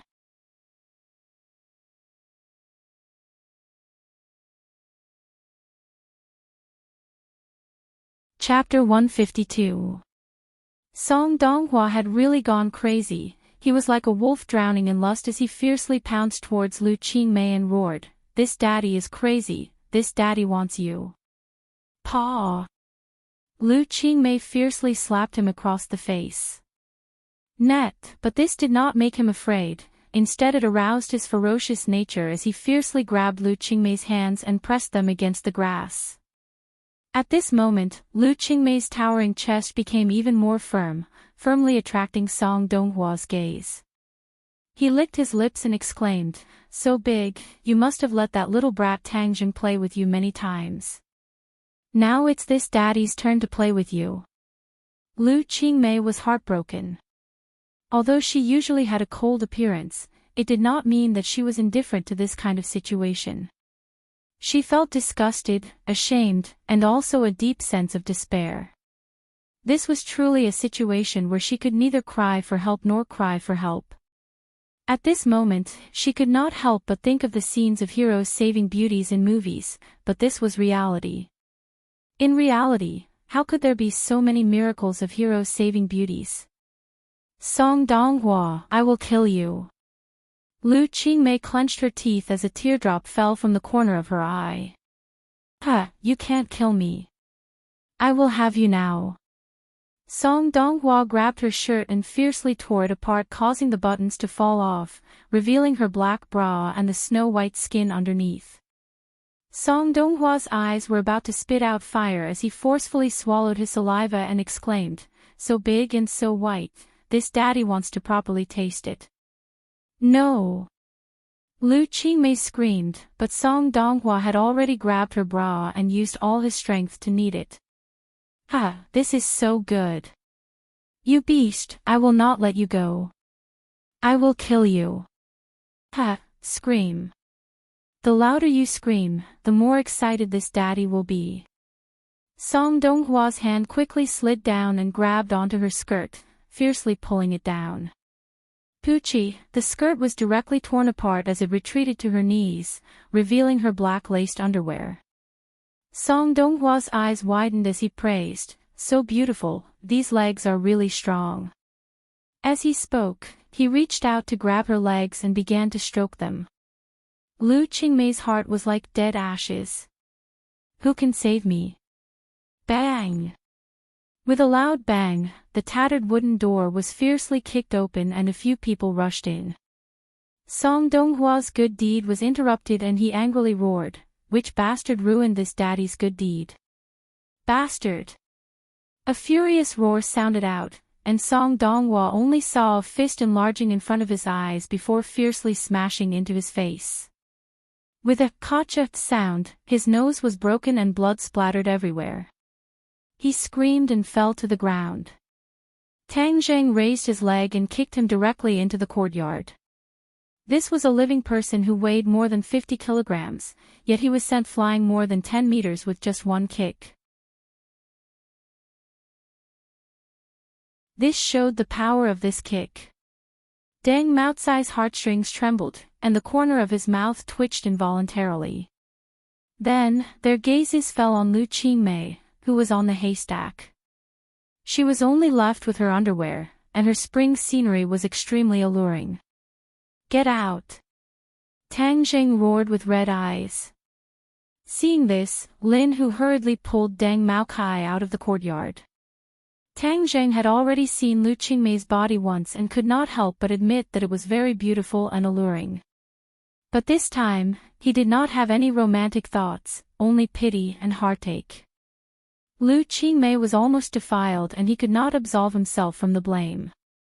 Although Song Donghua did not succeed in the end, looking at her terrified and miserable appearance, where was the cold and indifferent appearance of an ice goddess? This caused Tang Jing to fall into deep self-blame. Teacher Lu, you're fine now. Tang Jing squatted down and approached her. Scram! Bastard! Beast! Lu Qingmei trembled, showing her most delicate side, like a beautiful flower that had been blown by a storm. Teacher Lu, you're fine now. No one can hurt you now. Tang Jing tried to approach, but Lu Qingmei was clearly in a state of great fear and did not know that she had already escaped danger. Tang Jing approached her. Although her beauty was alluring, he still quickly took off his clothes and prepared to put them on her. Seeing him take off his clothes, Lu Qingmei was even more agitated and crazily roared, "Beast, you're not allowed to come near me." She then stretched out her hand and hit Tang Jing. Her bra was already loose and with her movement, two large snow-white breasts suddenly jumped out and trembled in front of Tang Jing, emitting endless temptation. Tang Jing resisted the urge to touch them with great difficulty. Seeing Lu Qingmei pouncing towards him, he opened his arms and quickly pulled her into his embrace. Lu Qingmei, on the other hand, seemed to have gone mad as she punched and kicked Tang Jing. Seeing that it had no effect, she bit his shoulder. Hiss! Tang Jing sucked in a breath of cold air. Are you a dog? I'm trying to save you, but you bite me. Tang Jing wanted to cry but no tears came out. Moreover, he had already taken off his clothes. His bare chest was tightly pressed against Lu Qingmei's chest. She was kicking and making a fuss, constantly rubbing against him. This was simply a heavenly temptation. Tang Jing used all his strength to suppress the restless flame in his heart. He quickly put his clothes on her body and shouted, "Lu Qingmei, wake up." This roar was like a sudden clap of thunder. It blew her mind and made her stop moving. Teacher Lu, you're safe now. Quickly put on your clothes. Seeing that her eyes gradually regained their luster, Tang Jing quickly comforted her. Lu Qingmei finally regained her consciousness. She stared blankly at Tang Jing. So there really was a hero saving a beauty and it happened to her. At this moment, she had mixed feelings. There was the joy of surviving a calamity and also a deep gratitude towards Tang Jing. Hearing Tang Jing's words, she subconsciously lowered her head and saw that her chest was tightly pressed against Tang Jing's chest, and it was even squashed flat. She couldn't help but feel embarrassed. Facing Tang Jing, she didn't seem to have the same nausea as before. The natural shyness of a woman returned to her body. She quickly grabbed Tang Jing's clothes and wrapped herself up, blocking the scene that was tempting to commit a crime. Tang Jing let out a sigh of relief. If this continued, he would follow in Song Donghua's footsteps. The temptation was simply too great. Put on your skirt as well. Tang Jing reminded. Although the skirt was torn a little, it could still cover some of the important parts. Lu Qingmei's face turned red all the way down to her neck. She quickly put on her skirt and buttoned up her bra, covering most of the scenery. Now, she was wearing Tang Jing's large t-shirt which barely covered her buttocks. Below, she was wearing a skirt with a large hole in it. Her white thighs were faintly discernible. At this moment, Tang Jing still underestimated her charm. This half-covered scenery was even more tempting than before. Tang Jing took a few deep breaths to calm himself down. Lu Qingmei's attention was attracted by the bloody teeth marks on Tang Jing's shoulder. She couldn't help but think of her previous actions and guiltily said, "Tang Jing, I'm sorry." Tang Jing shook his head and said, "It's fine. As long as you're okay, I'm relieved." This simple sentence touched the softest part of Lu Qingmei's heart. Tears flowed from her eyes. She had already shed her usual coldness and revealed the true and weak side of a woman. She suddenly threw herself into Tang Zheng's embrace and began to cry like a little girl who had been wronged. Tang Zheng was slightly startled. He secretly sighed and gently hugged her. He patted her back and gently comforted her, "Don't be afraid. It's all in the past. Everything will be fine." Lu Qingmei, other than hugging her father when she was young, had never thrown herself into another man's embrace. But at this moment, she couldn't help but throw herself into Tang Zheng's embrace. She felt unusually warm and at ease. This boy who was a few years younger than her didn't have broad shoulders. But it was like a harbor, firmly protecting her and allowing her heart to calm down. In the courtyard, several people watched this scene from afar with different thoughts. Deng Mao Kai had seen the relationship between Tang Zheng and the underworld. Now that he saw him being so close to the governor's daughter, all sorts of feelings welled up in his heart. But at the same time, he rejoiced that he wasn't stupid enough to go against Tang Zheng. Otherwise, he would probably be in the same miserable state as Song Donghua. At the same time, Deng Mao Kai gradually made a decision. If before he was filled with reverence towards Tang Zheng, now there was a trace of admiration. Moreover, he couldn't help but no longer see him as a high school student. Instead, he saw him as an important person who was much more powerful than him. Not only was he strong, but he also had great potential. Now that Tang Zheng had the governor's support, his future prospects were limitless. Deng Mao Kai knew that his chance for promotion had come. As long as he held on to Tang Zheng's thigh, he would be able to eat the meat while he drank the soup. That way, he would be able to reach a height that he didn't dare to imagine. Lin Hu's thoughts were much simpler. He didn't know Lu Qingmei's identity, but he subconsciously believed that this little girl wouldn't be able to escape from young Master Tang's grasp. A hero saving a beauty was too romantic. It was simply one of the best ways to capture a beauty. Song Donghua was battered and exhausted as he lay on the ground. The blood on his face blurred his vision. He gnashed his teeth as he stared at the pair hugging together.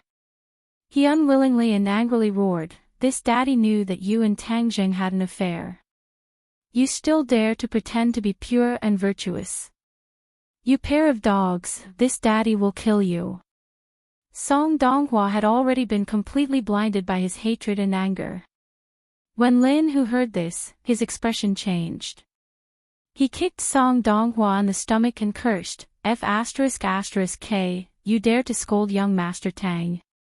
This daddy will kill you." He was truly incomparably fierce.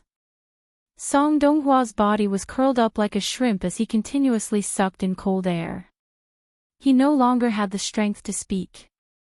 Lu Qingmei stood up from Tang Zheng's embrace, her face red. Song Donghua had always believed that she and Tang Zheng had an affair. This made her angry and embarrassed. "Tang Zheng, don't listen to his nonsense." Tang Zheng shrugged and said, "It's just a mad dog. Why listen to his barking? Come, let's go meet this mad dog." Tang Zheng casually grabbed Lu Qingmei's hand and walked out. Lu Qingmei was slightly startled but didn't struggle. Instead, she felt a great sense of security.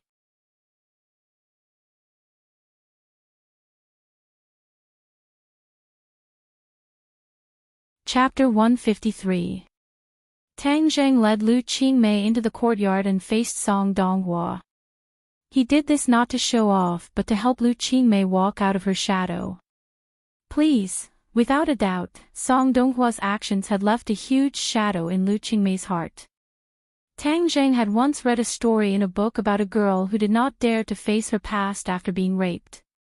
She was immersed in despair and pain until she finally committed suicide due to depression. Tang Zheng did not wish for Lu Qingmei to follow the same path, so he struck while the iron was hot and got rid of the shadow and fear in her heart. As expected, when they approached Song Donghua, Tang Jing could clearly feel her nervousness and fear. Tang Jing did not stop and directly walked in front of Song Donghua and looked down at him. Song Donghua trembled as he curled up on the ground, fiercely staring at the two. He was about to curse when he saw Tang Jing's quick reflexes. Paw! A foot stepped on his finger, causing Song Donghua to scream in pain. When Lu Qingmei heard this scream, she subconsciously wanted to escape but was tightly held back by Tang Jing. Tang Jing gently said, "Don't be afraid, he is no longer a threat to you. He is just a dead dog and what awaits him is prison time." Tang Jing's voice was like magic, infinity, causing Lu Qingmei to involuntarily calm down. Looking at the painfully screaming Song Donghua, the fear in her heart gradually disappeared and she fiercely said, "This kind of person must be severely punished, otherwise who knows how many more people he will harm." Tang Jing let out a breath of relief. As long as she dared to face Song Donghua, the shadow in her heart would disappear by more than half. He nodded and said, "He can forget about harming others in the future." "Chief Deng, why haven't you arrested him yet?" Deng Maokai was eager to show off in front of Lu Qingmei. He fiercely lifted Song Donghua up and took out a pair of handcuffs to cuff him before dragging him to the side. Tang Jing then said to Lin Hu, "You guys go back first." Lin Hu and the others didn't say much and quickly left the courtyard. "Who are they?" "My friend." "How did you find this place?" Tang Jing pointed at Deng Maokai who had walked to the entrance of the courtyard and said, "Chief Deng felt that Song Donghua would run in this direction, so he brought me along to chase after him. Fortunately, we arrived in time." Deng Maokai stopped and nodded towards Lu Qingmei. He was secretly delighted as he quickly dragged Song Donghua into the car. "Let's go back," Tang Jing said. Lu Qingmei nodded as the two held hands like a couple as they sat in the police car. Song Donghua was directly stuffed into the trunk as no one wanted to see him. "Are we going to the police station?" Deng Maokai turned a blind eye to their intimate actions and asked cautiously. Lu Qingmei nodded. Deng Maokai acted as if he had been injected with chicken blood as he sped towards the police station. On the way, he had already informed his superiors that he had already rescued Lu Qingmei and had even captured Song Donghua. This news seemed to have grown wings as it quickly spread to the ears of the relevant personnel. So when Tang Jing and the others arrived at the police station, they were followed by a long line of cars. Many people almost trotted over, and the one at the front was Fong Jiangyongda. When he heard the news that Lu Qingmei was safe and sound, the stone in his heart was slightly lifted and he rushed over without stopping. But when he saw Lu Qingmei's appearance, he couldn't help but feel his heart beating wildly. Although Song Donghua did not succeed in the end, it was clear that he had already begun his beastly actions. This could be seen from the fact that Lu Qingmei was wearing someone else's clothes. Of course, he also saw the topless Tang Jing, but he couldn't care less about Tang Jing as he quickly walked in front of Lu Qingmei and said with concern, "Qingmei, it's great to see that you're fine. I was worried to death." Lu Qingmei once again returned to her cold appearance and was even colder than before. She didn't even have the slightest trace of a smile and didn't say a word. Jiang Yongdao awkwardly coughed as his gaze turned towards Song Donghua. He immediately flew into a rage and fiercely slapped Song Donghua's face as he angrily roared, "Song Donghua, you bastard! You actually dare to kidnap someone in broad daylight. Who gave you the dog guts?" Song Donghua was like a stray dog as he hung his head dejectedly. He didn't even dare to talk back as he obediently hid beside the car. He no longer had any of his previous arrogance. Relying on his anger to commit such a vile crime, he clearly knew what kind of result awaited him. Putong. His legs went soft and he knelt in front of Lu Qingmei. He kowtowed like he was pounding garlic and begged, "Qingmei, please forgive me. I didn't do it on purpose. Please spare me and tell them not to send me to prison. Lu Qingmei's face was cold as she didn't say a word. Seeing this, Jiang Yongda hurriedly waved his hand in disgust. Drag him away. Qingmei, please let me go. I'm not a human, I'm a beast. Please let me go.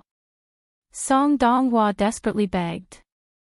Since you admit that you're a beast, then you should be locked up in a cage. Lu Qingmei said without any trace of politeness. Jiang Yongda hurriedly gave a look to his subordinates and Song Donghua was dragged into the police station. Ga. Suddenly, another car stopped in front of the police station and a 50-year-old man quickly stepped out. When he saw Lu Qingmei, he quickly walked over with an expression of concern. Qingmei, are you all right? Lu Qingmei coldly looked at the person and said, I won't die. Father was worried to death. Luckily, your mother's spirit in heaven protected you, so you're all right. Governor Lu said with lingering fear.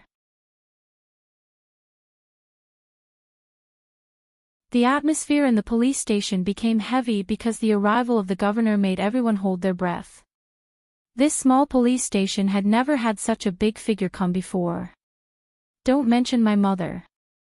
Lu Qingmei said without any trace of politeness. Governor Lu was a little embarrassed as he turned his gaze to Jiang Yongda and sternly asked, Yongda, what happened? Your secretary actually kidnapped my daughter. How did you lead your soldiers? Jiang Yongda's legs went soft as he ignored the cold sweat on his forehead and hurriedly explained, Old leader, it was my fault.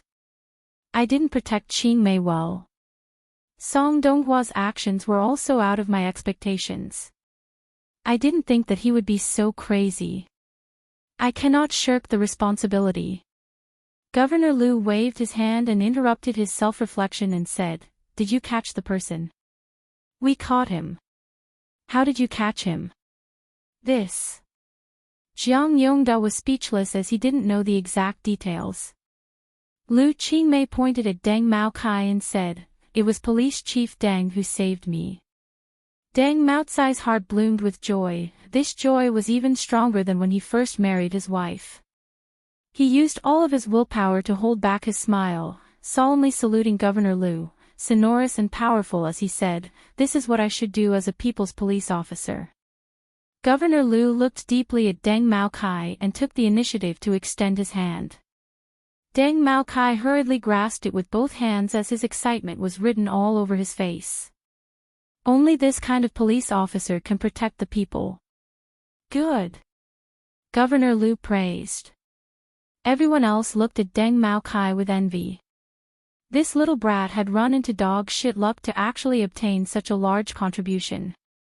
With Governor Lu's words, Deng Maokai was definitely going to be promoted. Deng Maokai was extremely excited as he couldn't help but secretly look at Tang Jing. All of this was bestowed upon him by Tang Jing. Suddenly, he felt that Tang Jing was simply his second parent. Tang Jing was shirtless and was particularly eye-catching in this group of officials and police officers. However, his eyes were focused on his nose and his nose was focused on his heart. He didn't have stage fright at all. Governor Lu's gaze finally fell on Tang Jing's body as he asked, This is... Jiang Yongda didn't have a chance to interrupt until he heard Governor Lu's question. He finally found a chance to interrupt and impatiently said, He is Qingmei's boyfriend. Boyfriend? Governor Lu's gaze trembled as he stared straight at Tang Jing. The others were also extremely shocked. Governor Lu's future son-in-law. Heavens, they had to remember this face. In the future, they had to curry favor with him. Tang Jing helplessly looked at Lu Qingmei. For the first time, she didn't explain anything. Instead, she pulled on Tang Jing and said, I want to go home. The others naturally didn't dare to stop her. Although they still had to record her statement, special people obviously needed special treatment. Governor Lu nodded, I'll send you back. No need, I'll go back myself. Tang Jing, let's go.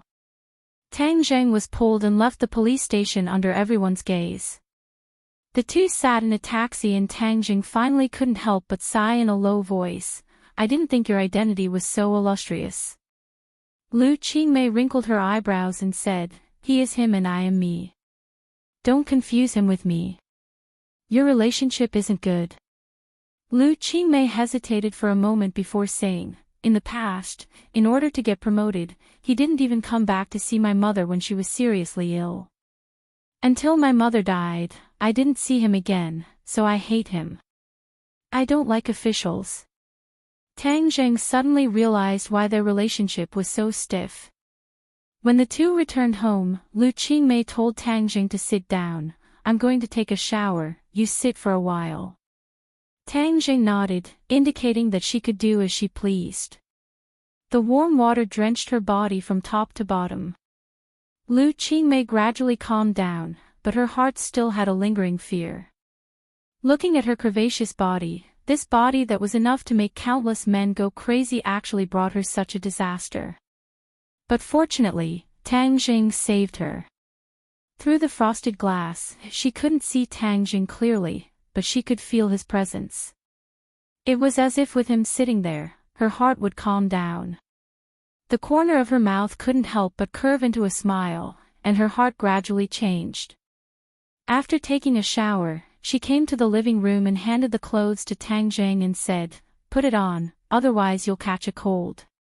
Tang Zheng quickly put it on, and a faint fragrance entered his nose. Only then did he suddenly remember that this clothes had intimate contact with her. This was her scent, and he couldn't help but feel restless.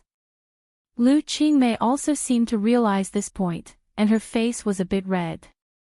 She quickly changed the topic and said, in order to thank you, I'll personally cook something delicious for you tonight.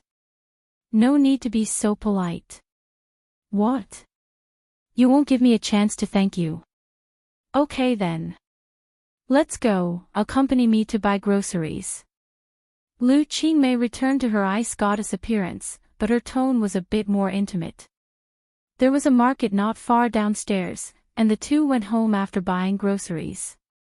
Lu Qingmei was busy, and Tang Zheng was forbidden from entering the kitchen, so he could only helplessly sit on the sofa and watch TV. Ah! Suddenly, a scream came from the kitchen.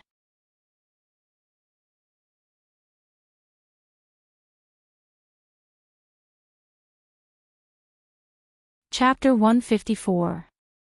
Tang Zheng jumped in fright as he jumped up from the sofa like a spring and rushed into the kitchen at lightning speed.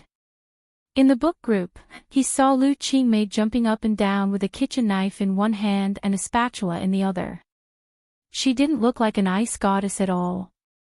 Tang Zheng was dumbstruck as his jaw dropped. What happened? Cockroach, there's a cockroach. Quick, get rid of it.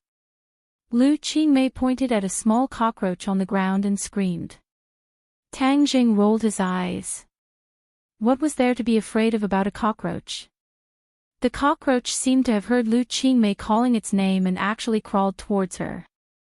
Ah! Lu Qingmei let out a deafening scream. She threw away the knife and spatula and ran towards Tang Zheng. She didn't know where she got the strength from, but she actually jumped onto Tang Zheng's back and screamed, quick, get rid of it. Quick! Tang Zheng couldn't help but look back at her. She was really scared and wasn't acting. Moreover, she jumped onto his back. Wasn't that too exaggerated? Her perky breasts were pressed tightly against his back, making him restless. Little cockroach, for a beauty, you can only sacrifice yourself. Tang Zheng walked over in large strides. He didn't mind that there was a bag hanging on his back. With a stomp, the cockroach was crushed to pieces. Proportion who? Lu Qingmei let out a sigh of relief. Only then did she realize that she was lying on Tang Zheng's back. Moreover, her hands were tightly wrapped around his neck. She couldn't help but feel embarrassed. It's all because of that damn cockroach. It made me look like a fool. Teacher Lu, does my back feel good? Tang Zheng couldn't help but tease her. Lu Qingmei snorted and came down from his back. Although her face was a little red, she deliberately covered it up and acted as if nothing had happened. She pointed to the door and said, "Stand there, stand guard for me and guard against cockroaches." Tang Jing couldn't help but laugh. He leaned against the kitchen door and watched her busying herself. Although she was the daughter of the governor, she was really good at cooking. She was clean and neat like a chef. "You're quite skilled," Tang Jing praised. Lu Qingmei proudly raised her eyebrows. "Of course, I've been cooking for more than 10 years. Tang Jing exclaimed and gave him a thumbs up. "Awesome. Ever since my mother passed away, I've been cooking and taking care of myself," Lu Qingmei said. Although she tried to sound calm, Tang Jing could still hear the grievance and sadness in her voice. "It's good to be independent. You grew up with Grandpa, so you should have done a lot of things, right?" Lu Qingmei asked while cooking skillfully. Tang Jing nodded. "Of course. When Grandpa goes out to pick things up, I have to be responsible for the housework. Our family will divide the work. I can see that you and your grandfather are very happy." Lu Qingmei's mouth revealed a trace of a smile, a little envious. Tang Jing did not deny it. "Although Grandpa and I don't have much money, we depend on each other. Even if we have to eat rice and vegetables, we are very happy." "Sigh, I really envy you." Lu Qingmei sighed faintly. Tang Jing suddenly felt that Lu Qingmei was not as aloof and insufferably arrogant as others thought. She was also an ordinary person. She had 7 emotions and 6 desires. It was just that they were covered up. Perhaps this was related to her experience. In a short while, 3 dishes and a soup were ready. Looking at the dishes that looked, smelled, and tasted good, Tang Jing had a great appetite. "Wait a minute, let's drink some wine." Lu Qingmei poured 2 glasses of red wine. Tang Jing laughed involuntarily. "Didn't you forbid me from drinking at the ball last time? You can drink a little occasionally. Don't think that I don't know that you students secretly drink wine nowadays. This red wine delicacy, if paired with candles, would be a candlelight dinner." Raising the wine glass, Lu Qingmei's expression became serious. "Tang Jing, thank you. Teacher Lu, this is what I should do. Moreover, if I did not give you that information, Song Donghua would not have been driven to such desperate actions." Tang Jing said guiltily. Lu Qingmei shook her head. "He was originally a vermin. This kind of person should be pulled out. As for what he did afterwards, it was because he was not a good person. I only exposed him." "That's right, Tang Jing, where did you get that information from? Don't say that you picked it up from the streets. I am not a 3-year-old child." Tang Jing awkwardly said. "Teacher Lu, can we not harp on this question? Everyone has their own secrets." Lu Qingmei looked at him. Seeing that his attitude was firm, she compromised. "Fine, I won't ask you. In short, I have to thank you for this matter. Also, in the future, when there is no one around, don't call me Teacher Lu. Call me Sister Mei." Sister Mei. Tang Jing did not think that she would take the initiative to make this request. "What, you don't want to?" Lu Qingmei's face immediately changed. "No." Tang Jing hurriedly waved his hand. "That's exactly what I was looking for. Then I will call you Sister Mei from now on." Lu Qingmei smiled. "Actually, since I was young, I have always wished for a little brother. However, an official's family can only have 1 child, so I was unable to fulfill my wish. Who would have thought that I would have a little brother like you? Come, little Zheng, let's toast." Tang Jing could feel her good intentions. He smiled, clinked his cup and lightly took a sip. "Eat, try my cooking." Lu Qingmei was really like a big sister as she passionately picked up food for him. Tang Zheng was not overwhelmed by the favor. He only felt a faint warmth. After eating dinner, Lu Qingmei stretched her waist. Her chest was especially conspicuous.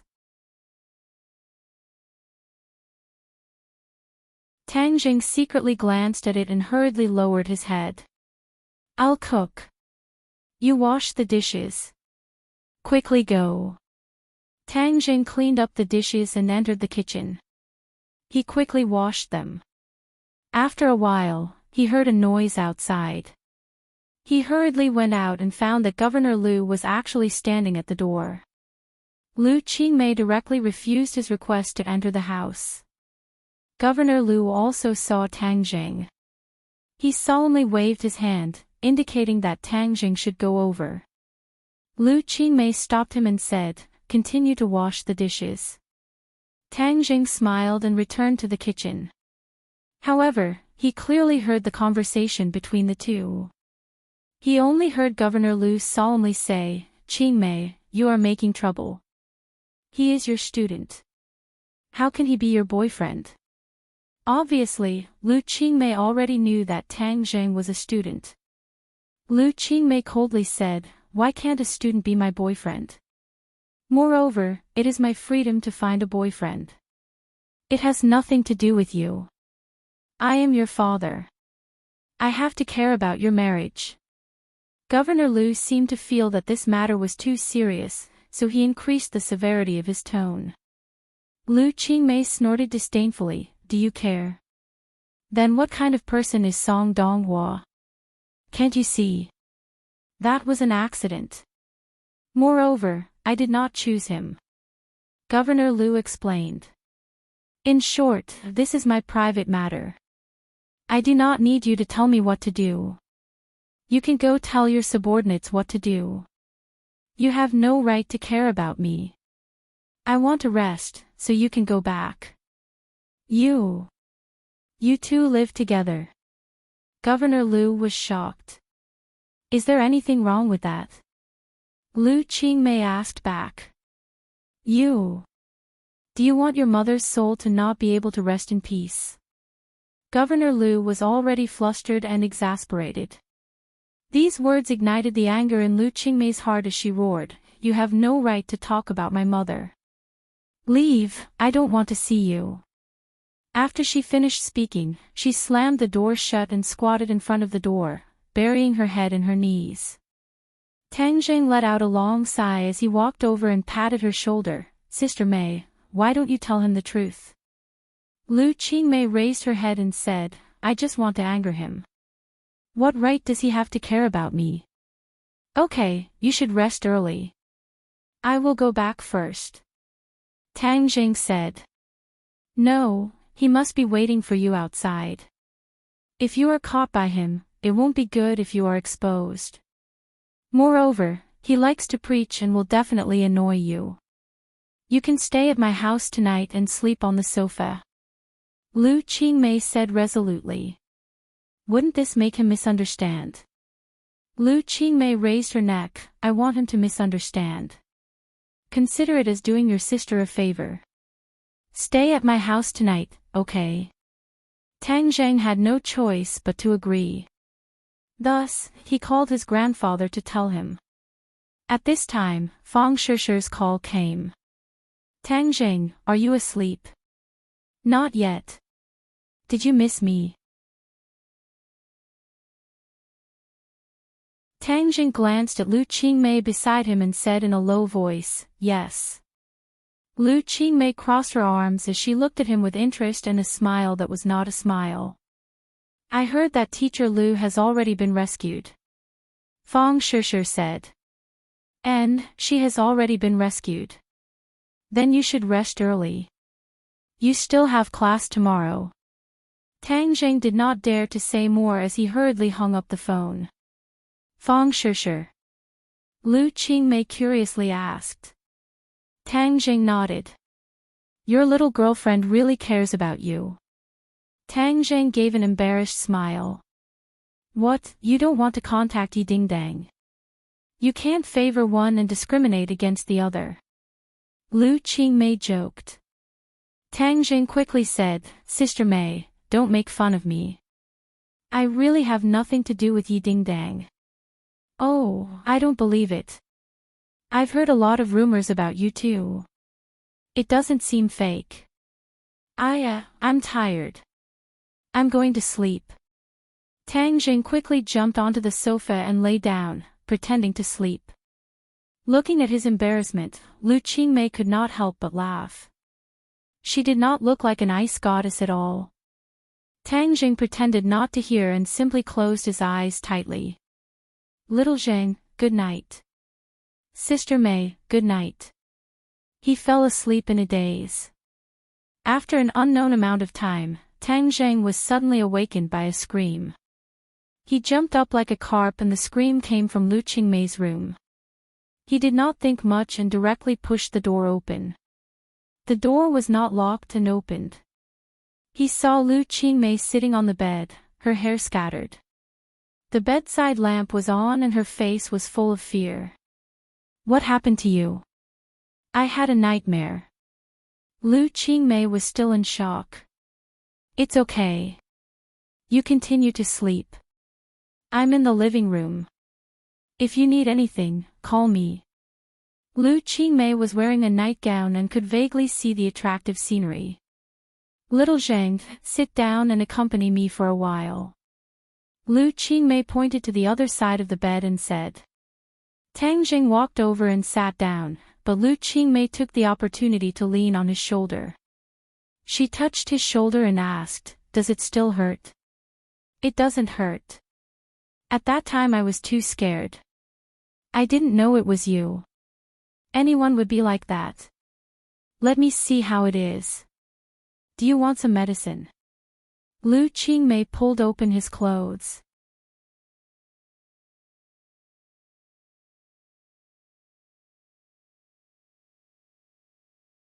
Chapter 155. The teeth marks on Tang Zheng's shoulder are still clear, and the blood has already flowed out. Lu Qingmei gently stroked the wound and said self-reproachfully, It must be very painful. How could you say it doesn't hurt? Tang Jing smiled. It really doesn't hurt. Lu Qingmei snorted and rolled her eyes. Why don't you bite me and return it? Looking at the white and tender skin under her nightgown, Tang Jing shook his head. I can't do it. If other teachers and students knew that I bit you, I'm afraid they would tear me apart alive. Lu Qingmei couldn't help but cover her mouth and laugh. I didn't expect you to be so humorous sometimes. She gently let go of his clothes and said, I can't sleep. Why don't you talk to me for a while? Okay, what do you want to talk about? Lu Qingmei rolled her eyes and said, Let's talk about your life. You and your grandfather. In the future, you will be my little brother. Of course I want to know more about you. Tang Jing hesitated for a moment, then began to talk about all kinds of things since he could remember. Lu Qingmei listened quietly. This was a story that wasn't very happy. In fact, the protagonist's life was very bitter. However, she didn't feel any resentment from Tang Jing. Instead, she felt the faint warmth of mutual dependence with his grandfather that made the listener feel particularly moved. 9 she gradually realized how ridiculous the misunderstanding she had of Tang Jing in the past was. He was strong, optimistic, and confident. These seemingly ordinary characters mixed together to become the living person that Tang Jing was.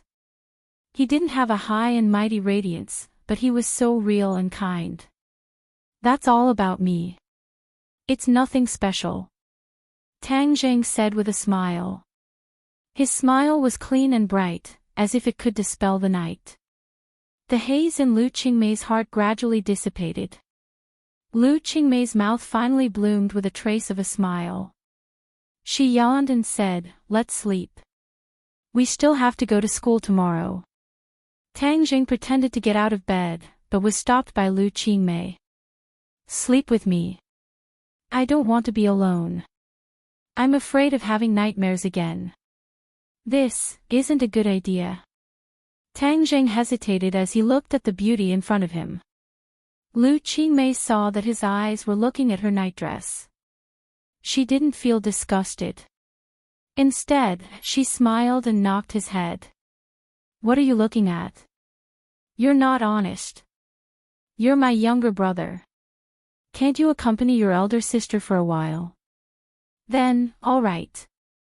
Lu Qingmei lay down and pulled Tang Zheng to lie down as well. Then, she leaned half of her body into his embrace. That embrace was as warm as it was during the day, making her feel particularly at ease. She slowly closed her eyes, and unknowingly, she had already fallen asleep. But Tang Zheng was unable to fall asleep as he looked at the beautiful face that was inches away from him, as well as the soft half of her body that was leaning against him. He could clearly see the snow-white half of her body through the collar of her nightgown. She was not wearing a bra, so even though there was no way to get a full view, this half of her face was even more alluring. Tang Zheng couldn't help but think of her naked upper body during the day. His heart fiercely beat and he swallowed a mouthful of saliva. She really wasn't on guard tonight. Tang Zheng was extremely conflicted. As a man who had already tasted the beauty of men and women, facing this kind of temptation was a type of torment. Looking at her calm and peaceful face, Tang Zheng suddenly felt as if he had been hit by a hammer. She trusted him so much. If he still did something beastly, then he would be worse than Song Donghua. He took a deep breath and suppressed the restless flames in his heart. He placed a hand on her waist and used all his strength to close his eyes. He didn't want to miss the beautiful scenery and fell into a deep sleep. The sky turned white and a ray of morning light shined in through the window. Lu Qingmei opened her dazed eyes and found that she was completely lying in his embrace. She was like a little kitten, curled up in his warm embrace. The corners of her mouth curved into a smile that was especially charming under the morning light, as if it could melt everything in the world. She hadn't slept so well in a long time. Last night, she didn't have any dreams.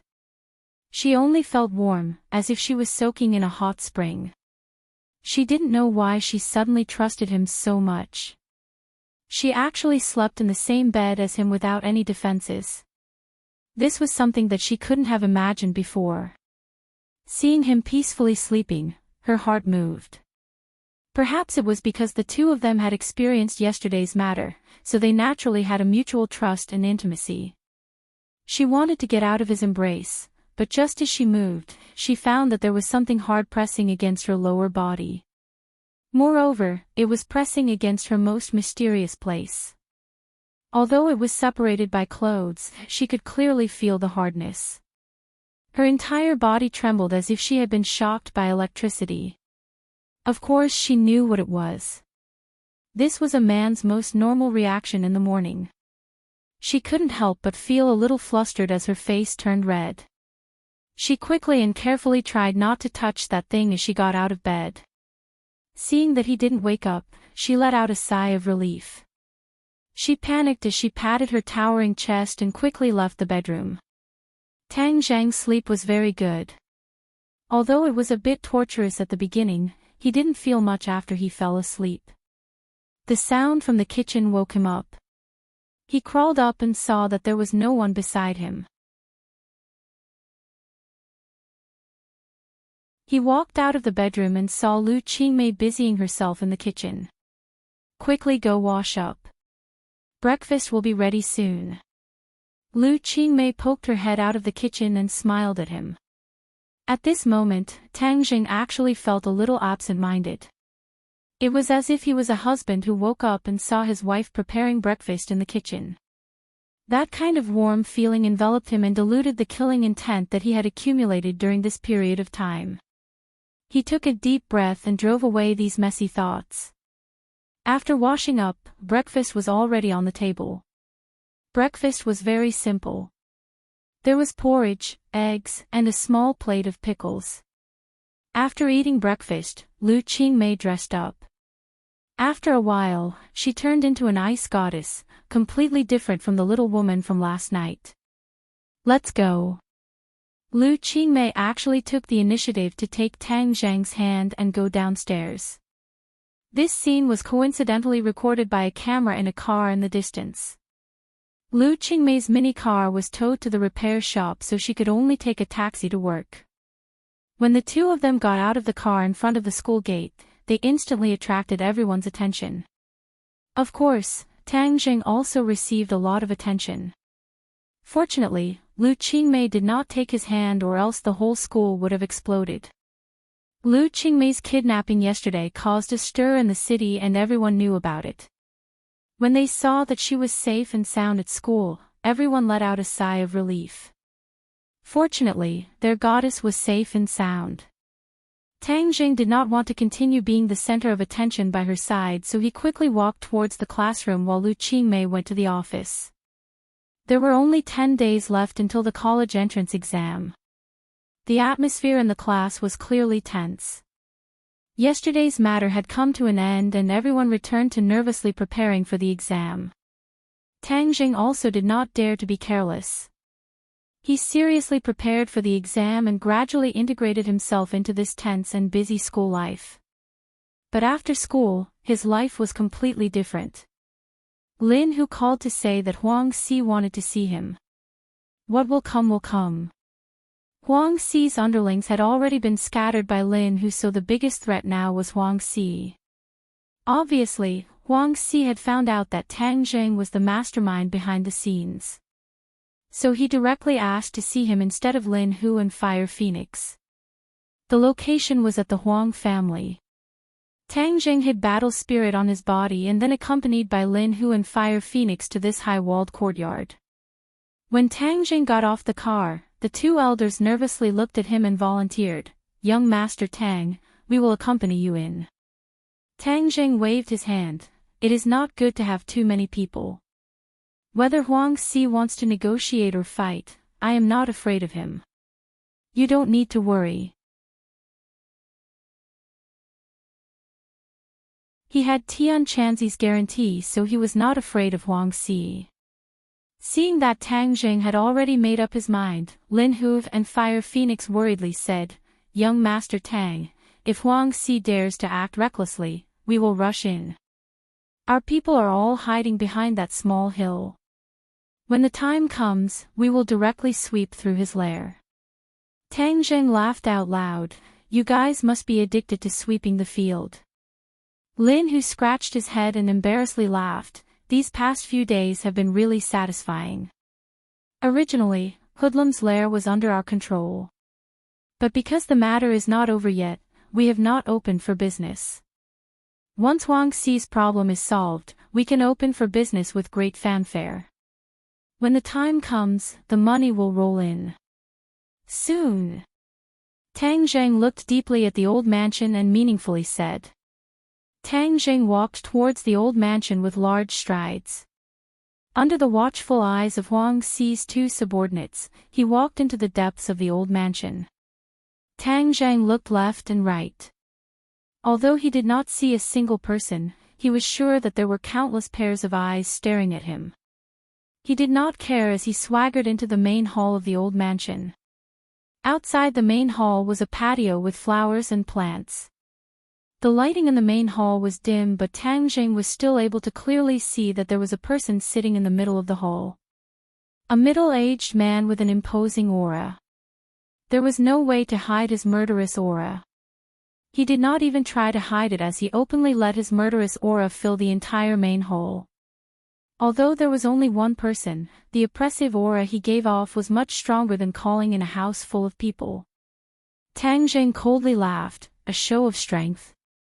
He was not afraid of the other party's show of strength. He was even disdainful as he swaggered in and stood in the middle of the main hall staring at the other party. Huang Si also stared at him without blinking. This was not the first time he had heard of Tang Zheng's name. In the past, when Huang Xiang suffered at the hands of Tang Zheng, he already had thoughts of killing Tang Zheng. But in the end Yi Tianlei intervened and he had no choice but to give up. but he never would have thought that the two of them would still clash. Moreover, this clash was even more intense as it involved Huang Xi's decades of foundation. This storm caused Huang Xi to feel an unprecedented sense of danger. He did not believe that Tang Jing was able to incite such a huge storm. He believed that there was someone behind Tang Jing, and without a doubt, that person was Yi Tianlei. This was the reason why he did not make a move these past few days. He did not give Tang Jing a thunderous blow and instead invited him to his mansion. He disdained Tang Jing, but he had no choice but to fear Yi Tianlei.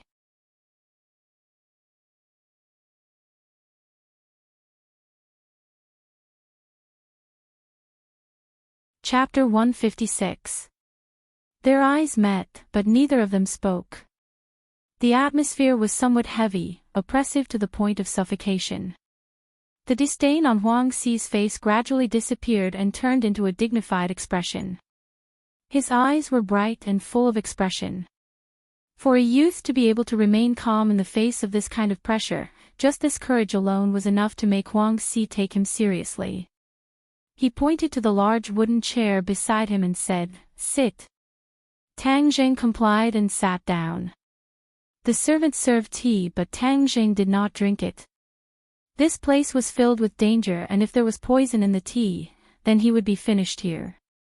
"Young man, do you know what you have done?" Huang Xi asked condescendingly. Tang Jing shrugged his shoulders and casually said, "I swept your place." "Hang, sweeping my place, what a big tone. You really have guts." Huang Xi's eyes flashed as he said with a murderous look. Tang Jing curled his lips and said, "If you don't have guts, then you don't need to eat this bowl of rice. You are like me in the past, daring to fight and risking your life. At such a young age you were able to stand out among your peers." Tang Jing laughed, "I am not like you." Huang Xi laughed coldly, "There is a difference, but I am not as ignorant as you. I know what to do and what not to do, otherwise I would not have been able to live to this day. Those who dared to fight and risk their lives like you in the past have all died long ago." "Oh, it seems you are very lucky."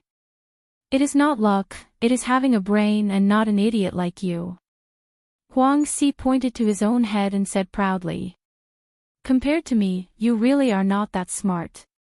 You must know that my grades are number 1 in the entire school." Tang Jing said in a deadpan manner. "Hang, I think you have become an idiot from studying.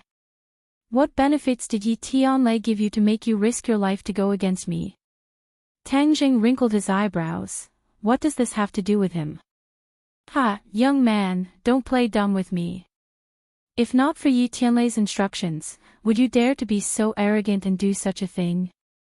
Huang Xi said disdainfully, as if he felt that Tang Jing's concealment was child's play. Tang Jing suddenly realized that Huang Xi thought that he was Yi Tianlei's representative and that it was Yi Tianlei who wanted to deal with the Huang family. He could not help but laugh out loud. "Huang Xi, you claim to be smart, but you are actually an old fool. Let me tell you, this has nothing to do with Yi Tianlei." Seeing the certainty in Tang Jing's words, Huang Xi couldn't help but be stunned as he asked in disbelief, "Is what you said true?" "Of course, why would I lie to you?" Huang Xi pondered for a moment. Indeed, there was no need for Tang Jing to lie to him. Both sides had already reached this stage. If Yi Tianlei was really the mastermind, then he should have stood up.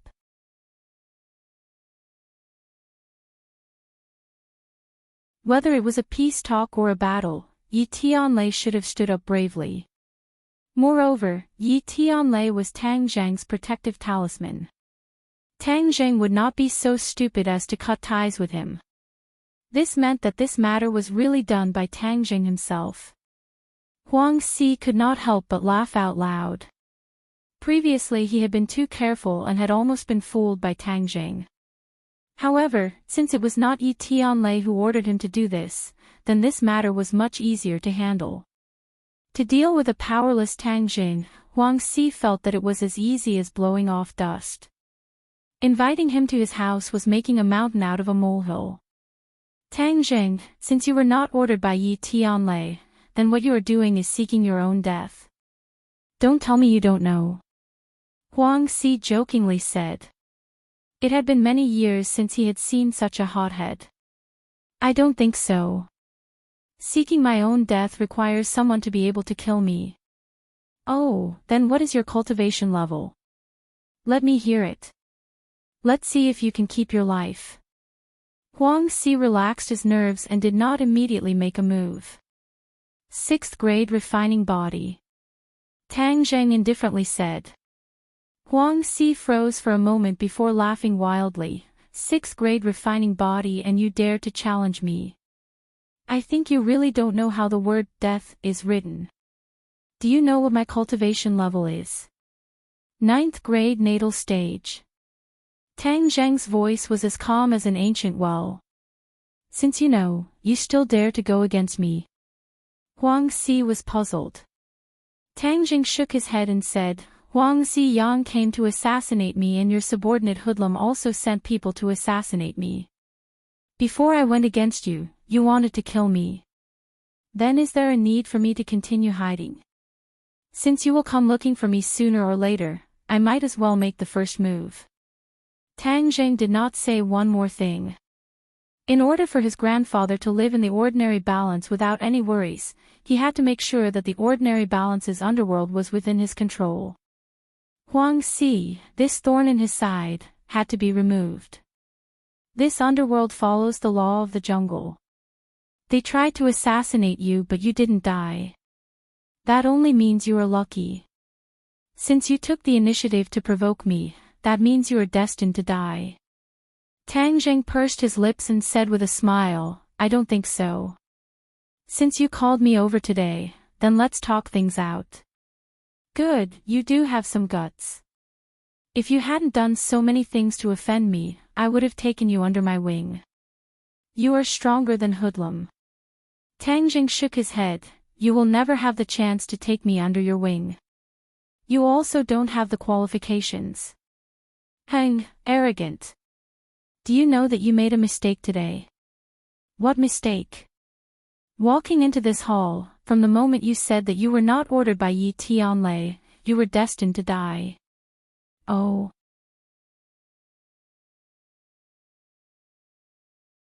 Tang Zheng's expression was calm. Then you mean that I shouldn't take off this protective talisman?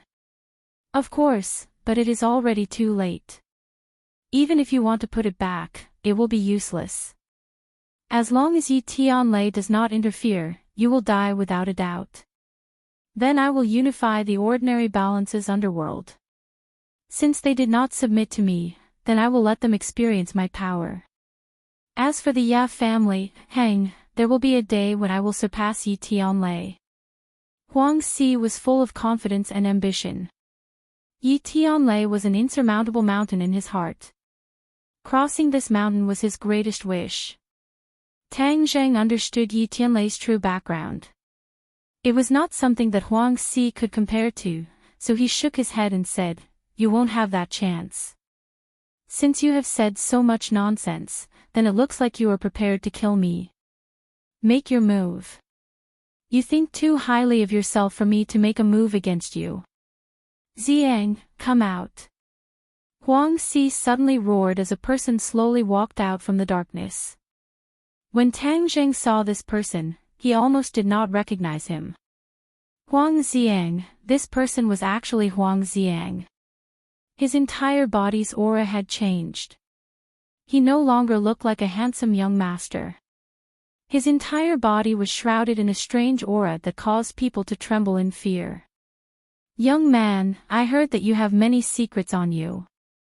Even Ziyang's martial arts were obtained from you. Later on, if you tell me all your secrets, I will let you die a quick death. Although Huang Si was a 9th grade natal stage expert, he was still very interested in the secrets on Tang Zheng's body. Tang Zheng ignored him and stared straight at Huang Ziyang. Ever since the battle, this was the first time he had seen Huang Ziyang. He was really shocked by his appearance. Tian Chanzi, what kind of martial arts did you give him? How did he become like this? It's as if he has gone berserk. Tang Zheng asked curiously. Huang Xiang's strange aura was very similar to that of a demon. Tian Chanzi chuckled, this set of martial arts is good stuff. You will know in a while. Tang Zheng did not continue to ask. Huang Xiang looked at Tang Zheng with a complicated expression. There was hatred, contempt, and an undisguised killing intent. Tang Zheng, today is the day you die. Huang Xiang said with a murderous look. Even his voice had changed. Tang Zheng frowned and said, when you came to the hospital to kill me, you were forced to retreat by an old man, right? Hang, that old fart. After I kill you, I will go find him. He dares to ruin my plans, so he must die. It seems like it was really the king of medicine who saved him. The next time he saw him, he would have to thank him. Tang Zheng shook his head and said, you won't have the chance to kill him. Hang, shameless boasting.